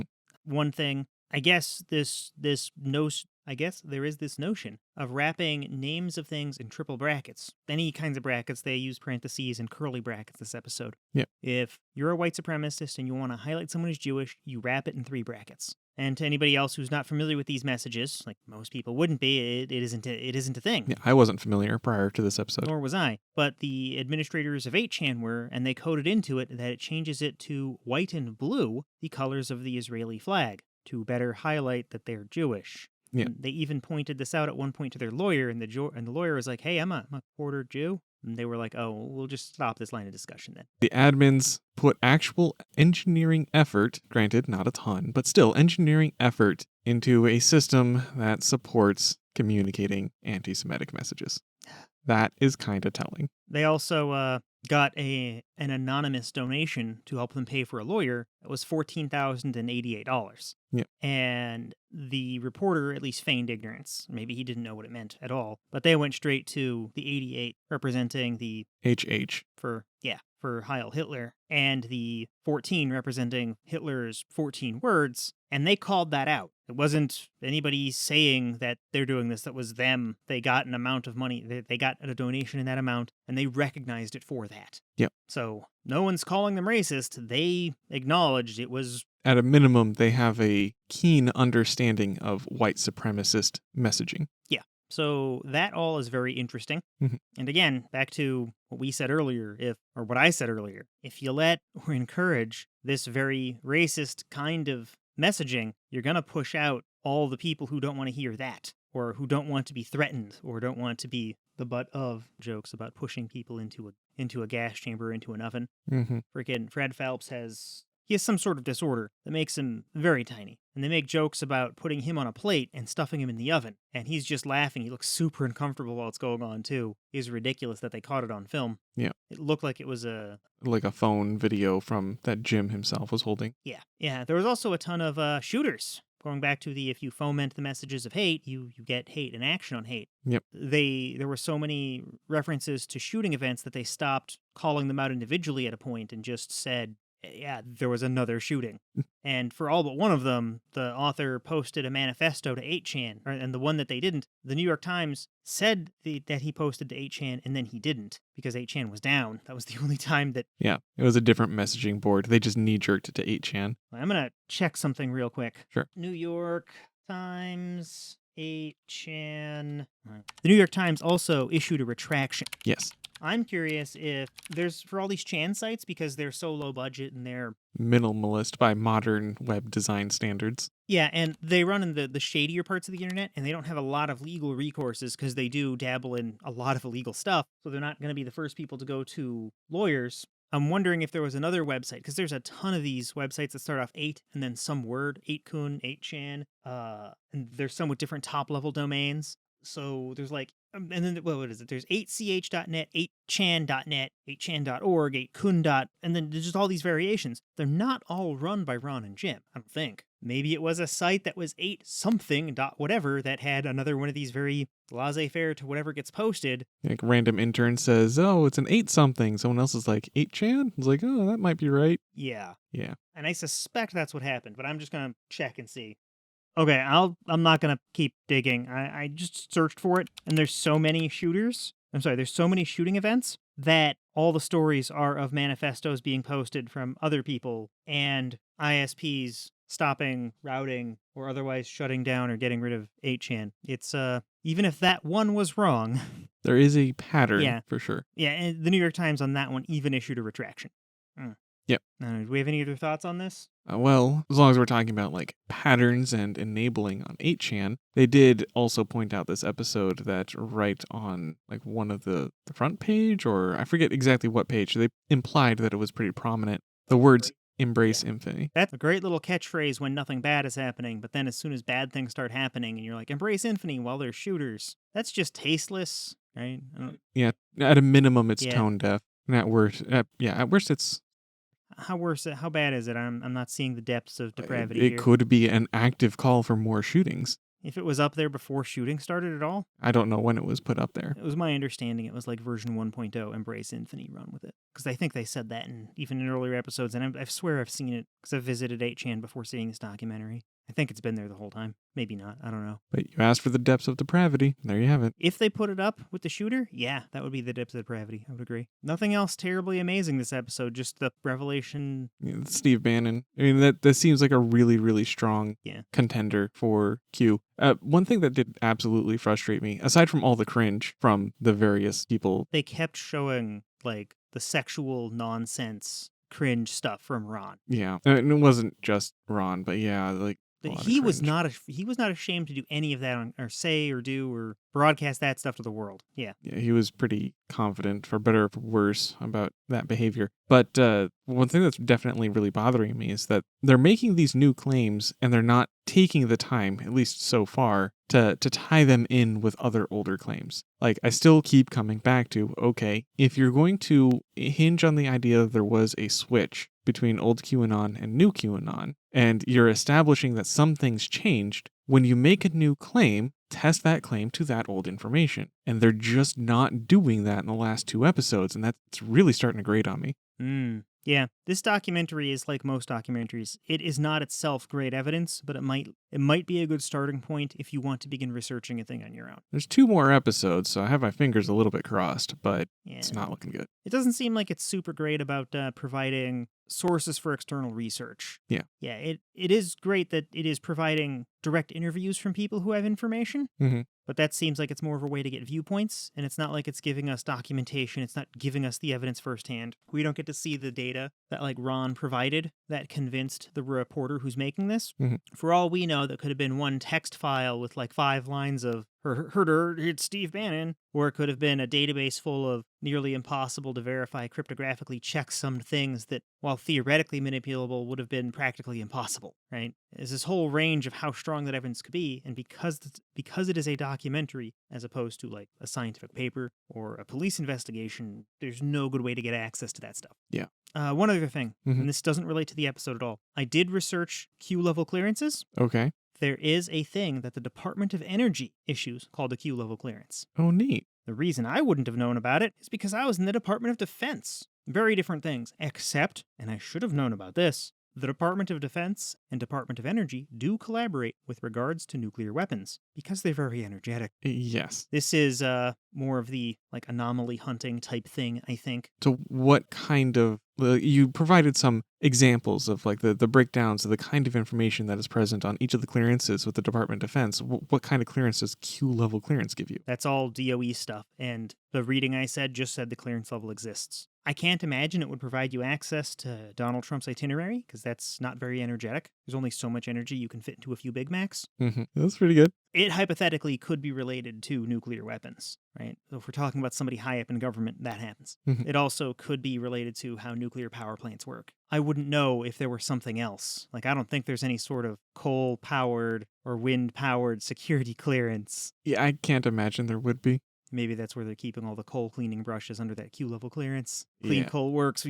We're not ready for it. Can't let it fall in the hands of China. It's fucked up because China actually burns a fuckload of coal. It would be so good for the world if we had these secret coal cleaning brushes. Yeah. Okay, I guess that's all we have to say. Yeah, I mean, it was a mostly straightforward episode that made some good points and other terrible points. Yeah. 2 more to go. I am curious as to what more bombs they're going to try to drop. There's so many possibilities in my brain. They're like, no, let's try this one. No, let's try this one. No, pick one. Why is the intro the best time for us to record interstitials? This is so good.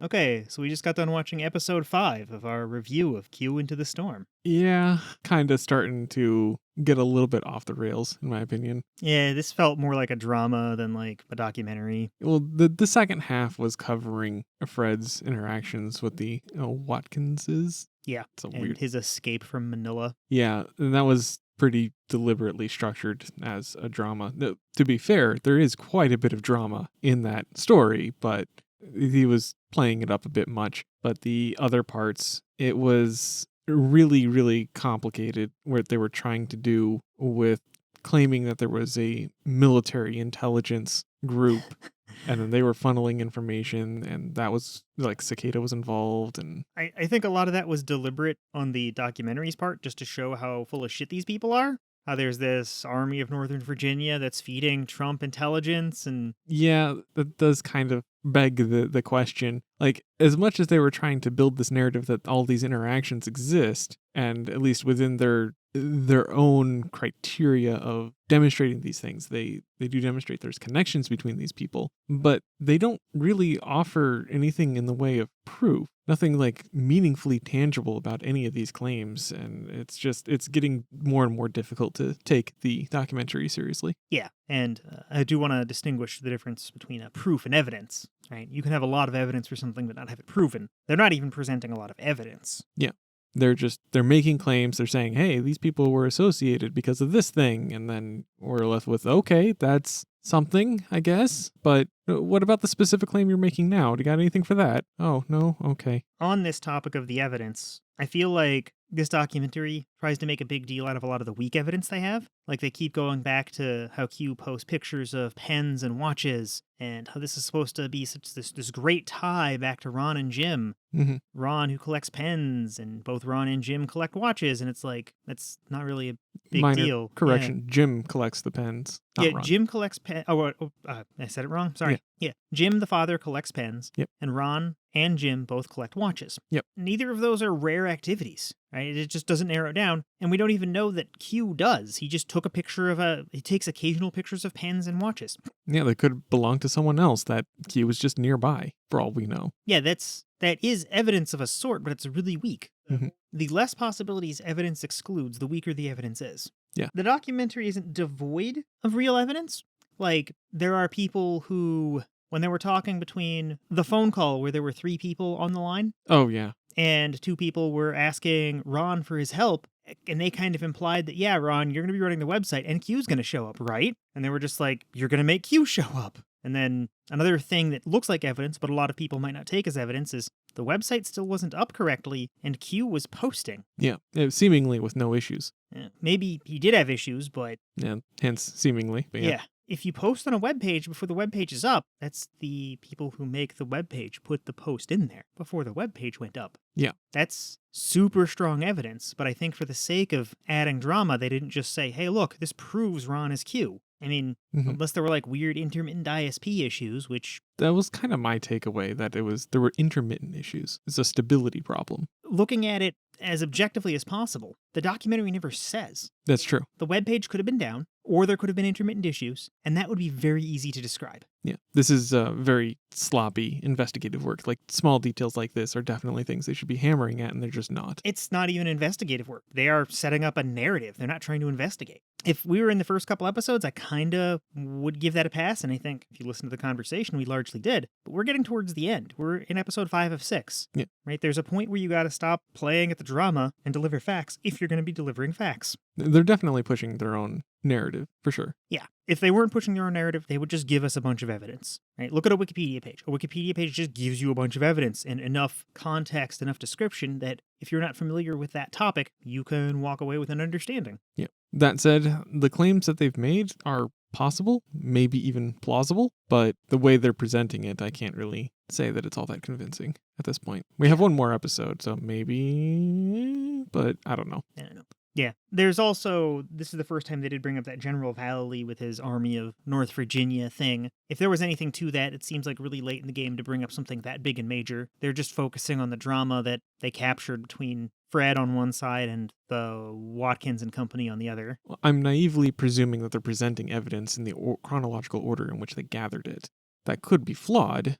I think we're meant to gather that impression, but again, because they didn't just put all the evidence out there, we don't know if that's what they're doing. They could be deliberately withholding certain information to produce a different narrative. I guess I haven't really been paying super close attention to the timestamps they've been showing. I was about to say, like, they probably timestamp everything and to more clearly establish a timeline, but they do. I'm just not paying super close attention to them. Well, they do have that timeline thing that they bring up, but at no point do they explicitly say we're going to give you everything in the order we captured it. So I think most of the stuff we get is in the order we captured it, but like General Valley, his involvement in support of Trump was known in 2015, so why is he coming up now?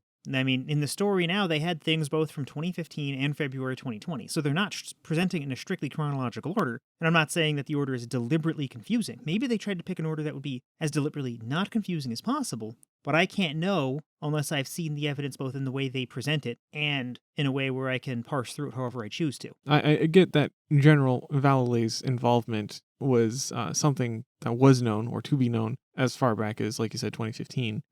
But when I say chronological order, I don't mean like in any absolute sense, but rather the filmmaker's own chronology of understanding these things. So as facts became exposed to him, that's how he's exposing it? To us. Chronological order from a perspective. His perspective specifically. If I was, again, to give him benefit of the doubt, that's what I would presume is the purpose for the order in which these things are being presented. Granting the filmmaker the benefit of the doubt, that seems to be a reasonable take also. That said, I think there is a motive here on the filmmaker's part. For sure. I don't know what that motive is. It might be as simple as add as much drama and tension as possible to make as gripping a story as possible. I mean, the shit hitting the fan really sells, otherwise Tiger King wouldn't have been possible. Oh, for God's sakes, Tiger King. These people are almost as dysfunctional. Almost. But it's just that the stakes are so much higher. Yeah, I think, well, okay, you're right. The stakes are higher, but I also want to believe that it's proximity to tech might also be playing a cultural influence here. How so? Well, as bad as Tiger King is, they're exactly how close to tech at any given time? Well, they're in Kansas or Oklahoma. Oklahoma. Or, okay, so but each of those places are equidistant to tech, right? Very far away. I think if you bring a cell phone into Oklahoma, it just catches fire. Sure. Meanwhile, both Ron and Fred are literally programmers. Yeah, but they're really dysfunctional people. Like, they are functional enough to get to a keyboard, sure. Not saying that they're not dysfunctional. You're making hyperbole out of this. I actually think Tiger King, like the man himself, is probably more functional than... Oh God, no. Absolutely not. That's straight bullshit. Don't make me rewatch it. I will if you were going to make that statement. Fine. If you're going to make me watch it, it means you're sitting there. I'm going to claim the Tiger King guy... Why do I have to be punished? ...is more functional than Ron Watkins. Man, fuck this bullshit. No, seriously though, they're dysfunctional and they're highlighting the dysfunction for the camera. Yes. They did more of the try to highlight Ron's lechery, and it's just not relevant to the story. If they were interested in presenting the facts, they could leave the lechery out of it. There's a certain amount of that does kind of help to build a case for motivation, but I do believe they've gone beyond that point. You don't need that motivation here. I don't see a connection between wanting weird porn and Q. Okay, that specifically, you're right. That's a useless connection, even if one can be made. I mean, the connection, depending on how it exists, might matter. Like, I don't know, what if Q is also really into Rule 34? I mean, some people aren't. There are any number of ways to get there with the facts.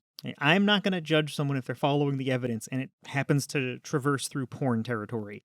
This story did not need it. You could remove it all from this story and the story would remain the same, except for the quality of Ron's character. He seems like a geek if you remove all the porn and lechery. He seems like a horrible pervert if you leave it in. None of that actually connects to his guilt or innocence or Q's reality or truth or however close Q is to anybody politically. It's just there to try to set him up as a villain and I think be an affront to most people's sensibilities. If you can make somebody feel grossed out, you can use that emotion to paint the subject of that grossness as a villain. People don't operate on logic most of the time.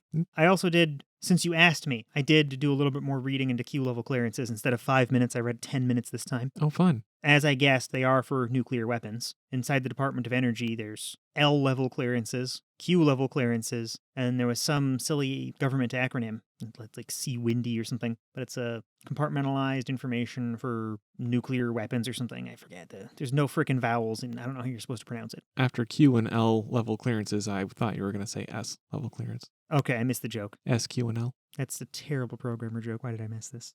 That's so bad. Thank you. SQL is the structured query language. It's exactly the kind of thing Ron would have to know about so he could insert fake Q posts into his webpage. I guess that's everything. Yeah, one more episode remains. I do not exactly have high hopes for it, but maybe. I don't know. Tiger King was fun. Well, just because people are incapable of looking away from a car wreck. If you have a paper, okay, yeah, I was right. I was reading the wrong line. Let me phrase that again since it befuddled you for a moment. I was just double checking your word choice. It fucked up. Okay, so we just finished watching episode 6 of Q Into the Storm, and that completed this documentary miniseries. Crazy adventure. Pure madness. It's probably some of those. It was okay. It wasn't great. Yeah, could have been better. Could have been worse. I'm still curious to see how it shapes up compared to the real research. It came to the conclusion, more or less, that Ron was Q. Yeah. Which wasn't really a surprise looking into it. Some of the pieces of evidence that they gave us, granted, I'm not a big fan of Cullen, he's the journalist. I'm not a big fan of his presentation of some of the technical details, like how did Q post? Yeah. Right, that one, if he would have gotten one tech expert on it for like, I don't know, a day or two, probably could have nailed it home. Just conclusively proven. No, this one fact proves it. But he's got a string of like weak circumstantial evidence. Mm-hmm. It's enough to convince people beyond a reasonable doubt. It's good enough for the court of public opinion, but it's not good enough for actual court. It might be good enough for actual court. I know it's a really good lawyer, maybe. You'd be surprised how far you can get in actual court without a whole lot. It depends what you're trying to get. I've heard stories going either way. That's true. Yeah, there's very little hard evidence that they presented. There's a lot more they could have done there. Yeah, most of it was pretty weak. And like the best evidence they had, like you said, they didn't really zero in on sufficiently to make the evidence better. Like, how did Q post on the website that was supposedly down? Yeah, and the big gotcha at the end was Ron fucking up once while he was talking, which proves literally nothing. I mean, it looked bad, and Ron did lie a lot, and all the lies taken together do tell us he's got something to hide. Yeah, there's something there, but that something does not need for him to be Q. Yeah, it still seems like he's the most likely person, but that's what we're left with. A most likely, not a concrete proven thing. It's not like evolution or gravity. Yeah. We still have to do that evolution episode. There's going to be religious zealots who argue with that. I still argue daily with these people on LinkedIn, of all places. Mm-hmm. It's like people on Reddit know better than to try to argue about evolution outside of like the Christianity subreddit. Pretty much. The people just downvote and move on. Yeah, or the debate evolution subreddit's fun for about 3 seconds because people show up, use the exact same tired argument, and then there's like actual scientists there and internet historians who are like, yeah, this argument was first posted here. Here's how the scientists rejected it in 1987. Then a slew of modern scientists come in and say, oh yeah, and all these scientific predictions that wouldn't work if what you said is true, they work, and here's medicine based on it, for example. So you're wrong. Next. Yep. When you do something enough, you can have even explaining science down to a science. Would we recommend this to people? I guess we don't know that until we've done our research on whether or not it's being honest. So if you want a primer on the Q phenomenon, I would recommend this series. But if you want to answer the question, who is QAnon, I would not recommend this series. All right. I will reserve judgment until I've fact-checked as much as I can, because I haven't looked at many outside sources for a lot of their claims. Yeah. Oh, and be ready for some weird stuff. In the first few episodes, they really want to hammer home how degenerate these Chan boards are. Mm-hmm. So they take a lot of, like, unfiltered pictures and share that shit. Yeah, that's mostly in the beginning of the series. Yeah, the first 3 episodes, I think, is where most of it is. Mm-hmm. But there's lots of pictures of horrible debauchery, random racism. I remember there was one picture where they took a politician and they photoshopped him into some foreskin, so it looked like he was, like, wearing it like a sleeping bag. That was kind of nightmarish. I don't remember that one. I'm glad for that. Oh, that was the one I kept talking about. Oh. It was between, I want to say, a picture of Donald Trump with abs and Lola Bunny with a huge dick. Okay. You know, if that's not a ringing endorsement of this. Really? Ay. And the amount of anti-Semitism is just off the chart. This is very common in the movement. Oh, yeah. Not from the documentary. Yeah. I mean, the documentary documented that, I think. But the amount of anti-Semitism that I saw lined up with my experience with these boards. Tons of pictures of Jewish caricatures, lots of talks about hoarding shekels and just racist ways to talk about it, and lots of jokes about killing Jewish people. Mm-hmm. Do you have any other thoughts or insights? One thing that is like a minor like clarification on something that I said in our review of the last episode. I kind of speculated that the information was being presented in the order in which the filmmaker was learning things. Mm-hmm. And after watching this episode and remembering some of the structure of the previous episodes, I'm actually very, very confident that that's exactly how this documentary is structured. And they did cover all the way up to and a little bit past the January 6th insurrection. And so I haven't really been following Q stuff very closely. It's mostly just anytime it reaches the headlines and news stories that I happen to read. And there has been a slight slowdown, like more of a kind of a transition in how it's been presented that I've noticed. Like I've seen people refer to Marjorie Taylor Greene, for example, and instead of being a GOP congressperson, she's a GQP congressperson. I've noticed that. There's definitely the Venn diagram of conservatives, GOPers, Trumpers, and QAnons. Yeah. And it very much lines up with Trump supporters and QAnon believers. They're overlapping circles completely, and that about half overlaps with the GOP, which is all inside of the conservative sphere. Yeah, there's a pretty substantial amount of influence there and an overlap. So I've seen Q still appear in news headlines in that form quite a bit, but aside from that, I haven't really seen or heard much from like Q directly, like, oh, Q says this. And if I'm to take the documentary at face value, then it sounds like Q himself is pretty much done. That was definitely the impression that I got by the end of the documentary. Yeah, I don't follow Q directly, so I guess in our research between now and the final segment of this episode, we're going to see if those suspicions are accurate or not. Yeah, that was an unexpected thing. Even if it is just an implication, I would have figured Q is still going strong. Yeah, even if the people behind 8chan aren't running it anymore, which I said tentatively, somebody else can pick that up. Yeah. I mean, you just need to get that password out there somehow. Yeah. All right, I guess we'll do some research and throw some more links in there. Yep. We have completely run out of interstitial material.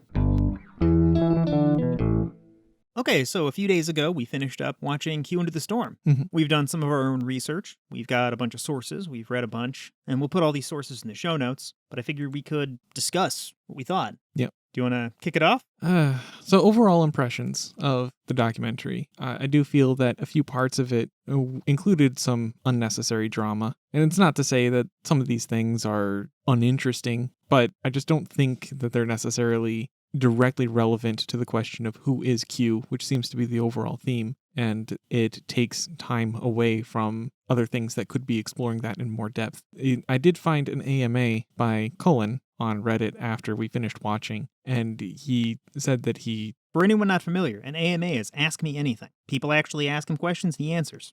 Yeah, he said that he recorded 1,700 hours of footage, and we got to see 6 of that. And I know most footage doesn't really get to see the final product, but even that seems like a heavily skewed ratio. I imagine the higher quality the product, the more is left on the cutting room floor. That's why for each one of our episodes, we have 20,000 hours of audio that we record, and we only keep the one that's the best. Right. That is a thing. No, seriously though, we record 1.5 times to about twice as much as what you hear. Yeah. So that tells you the amount he left on the cutting room floor. That's quite a bit. But that does mean that there's plenty of room for him to have been tilted and slanted or present things inaccurately or otherwise lie to us. But I don't feel that he did that. No, I don't feel he did either. And I agree with your assessment. There were some parts that were really dramatic that didn't contribute to anything in the Q narrative either. I think the biggest standout there is Fred's escape from the Philippines. Yeah. I mean, that was really dramatic. Yeah, and it's interesting on its own. It's just not relevant to the larger question the documentary's about. I also feel like maybe even the answering who Q is, that might not have been what he originally went into it with. He might have been just trying to document the QAnon phenomenon. He said in his AMA he was doing both. Okay. That's what he told every QAnon he came across, that he was very forward with his objectives and that it was both of those. Yeah. So on that, we have sources. I think we tried to verify separately who Q was. Yeah, the question of like the before and after. I tried doing some more research on some of the more concrete facts, if there are any, about the split between the original Q and the second Q, and regrettably there aren't very many. Pretty much what was shown in the documentaries about it. It's not a very well-studied phenomenon, yeah. I tried to go to Wikipedia and start reading the sources, Mhm. and the page for Ron Watkins had like 100 sources. It was ridiculous. Yeah. So I picked some that I thought were particularly noteworthy to just see what I could verify and what I could learn about. And one thing that stuck out was how ridiculously racist the Watkins are. And I think the documentary really tried to play that down, if anything. There was one point where Ron created a cryptocurrency, and he based like the company and everything that was making the cryptocurrency out of Japan. And then they sold this for fundraising. Like you could participate in this program they had where you'd buy this cryptocurrency and you could pay for ads with that. And the name of this program was The King of the Shekel. Okay. Just let's bake some anti-Semitism right there into our advertising program. So the documentary did touch on some anti-Semitic notions, particularly white supremacy, that was exhibited by the Watkinses. But I agree that they didn't quite go very deep into all of that in the documentary. Like they showed enough to make it clear that it's there and that it's bad, but they didn't really give it as much to show how bad it is. It almost cost them a lawyer at one point. Really? Well, I mean, just the whole bracket thing, anti-Semitism thing, and the lawyer's like, I'm a quarter Jewish. Oh, right. Yeah. I could very easily see someone being like, okay, yeah, I'm not going to be here for a second case. I don't care about the money. Yeah. Fuck off, guy. Imagine most lawyers would be like that. Yeah, there's rules where they can drop you as a client, but like not in the middle of a case or not at certain points in time where it would fuck the client over. Yeah. If you want to hear more about that, go listen to the Opening Arguments podcast. There was a whole episode about that. God, now I gotta go dig that up and put that in the show notes, don't I? Yes, you do. Okay, well, something that's already in the show notes. The 538 podcast recently discussed whether or not asking people if they were a member of QAnon was a good use of polling or bad use of polling, and they cited PRRI. And you did a ton of reading on this, and I read it too, but it asked people 3 questions. So the 3 questions that the PRRI questionnaire survey provides are: 1, the government, media, and financial worlds in the U.S. are controlled by a group of Satan-worshipping pedophiles who run a global child sex trafficking operation. I guess, okay, that's a statement, but the question is agree or disagree. Yeah. The second one is: there is a storm coming soon that will sweep away the elites in power and restore their rightful leaders. And the third one is: because things have gotten so far off track, true American patriots may have to resort to violence in order to save our country. Something that the 538 crew noted about that last question was that even though way more Republicans and conservatives feel that a use of violence against the government is justified right now, that number has been trending up. And it's some high single-digit number between 7 and 9%, according to this poll and other similar polls. Yep. But a few decades ago, even when George W. Bush had been accused of stealing the 2000 election, that was like a 1 or a 2%. Yeah. Everybody is more comfortable with the idea of violence, and that's kind of horrifying. Everyone's more tense. That's been shown in every stress survey regarding American politics in the recent years. Per this PRRI survey, something like 15% of Americans are QAnons. They believe Q exists or believe some of the tenets of this. They answered yes, that they agree to that stuff. Yeah. To all 3 of those. So when you have a large segment of the population believing absolute nonsense, like seriously, one of the questions was about a Satan-worshipping cabal that smuggles children? Yep. If somebody believes that, you can't have a conversation based in evidence and logic with them. You just can't. So there's gonna be divisiveness. And if they decide something ridiculous, eventually you're going to decide, you know what, maybe I don't want to live in a theocracy. Maybe violence is justified at some point. And that's a really scary idea. I don't think we're there right now. No. But, I mean, I get it.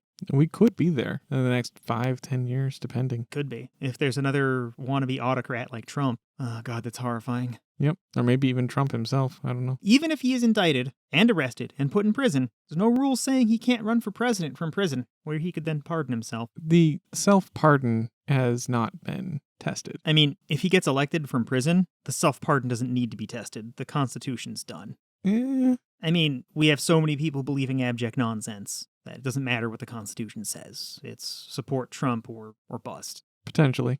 Maybe I'm being too extreme. There's a lot of different ways, a lot of different things can go.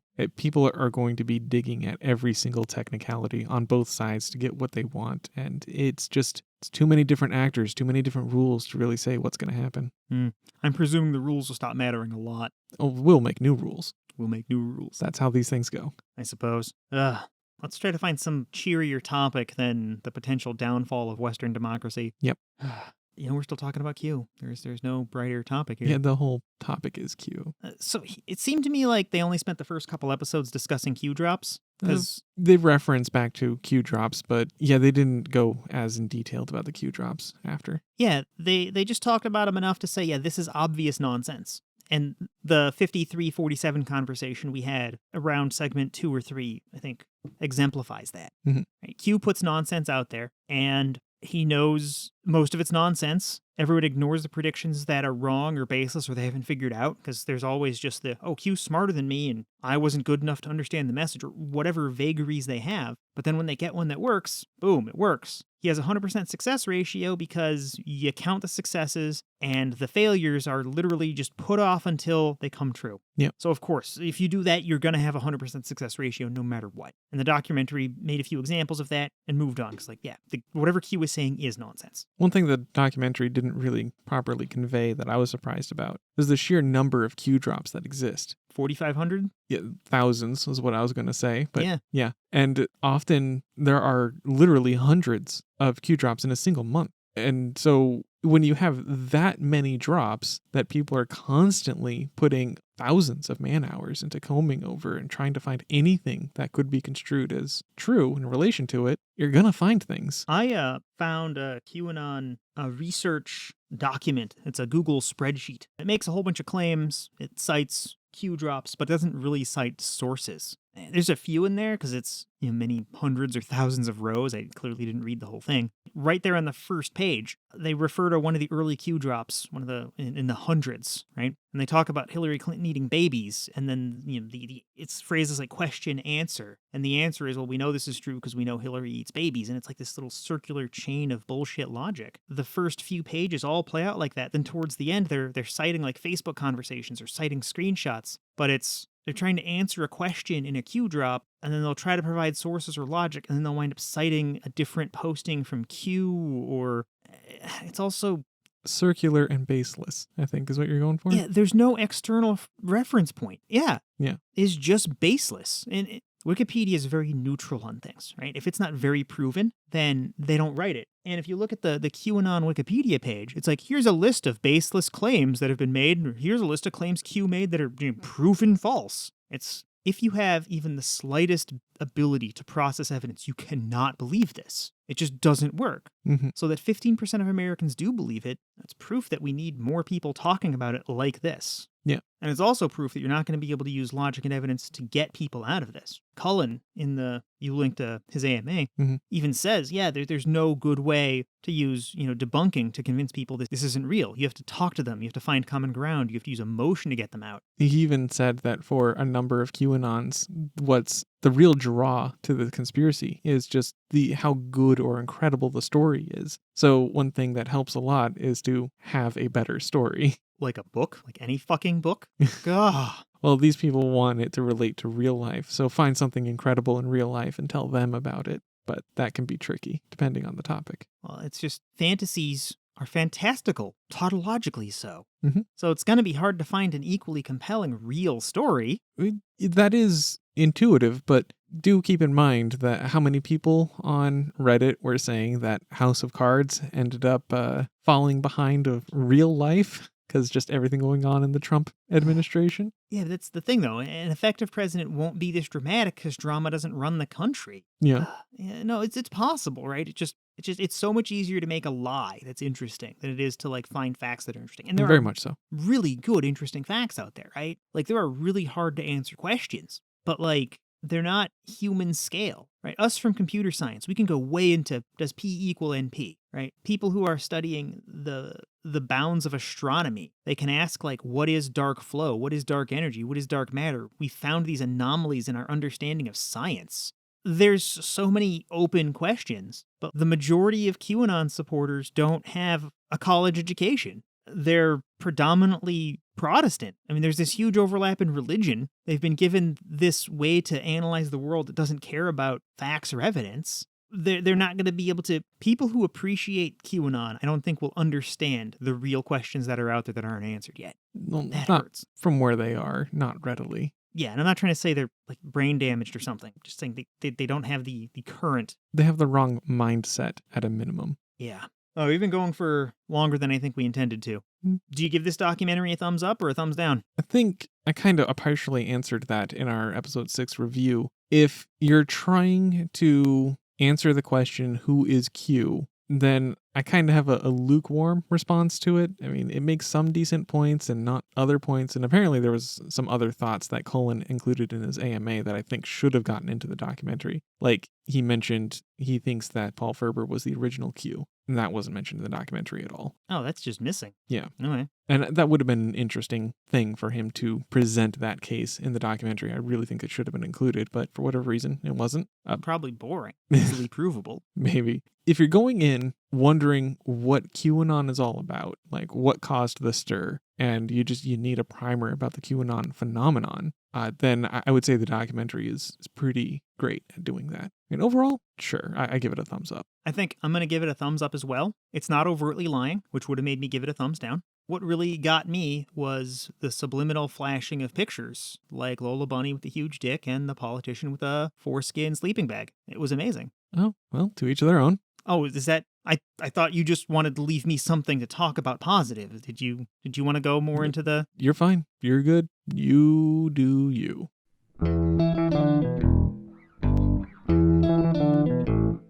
Thanks to all of our Patreon supporters at the Evidence Investigator level or higher, including Jared, Duct Tape, Keldar, and Lazori78. Thanks for listening, and don't forget to like, subscribe, and tell a friend. Copyright 2021 Blacktop Studios, Inc. Intro music was Slow by Pitx, used with permission.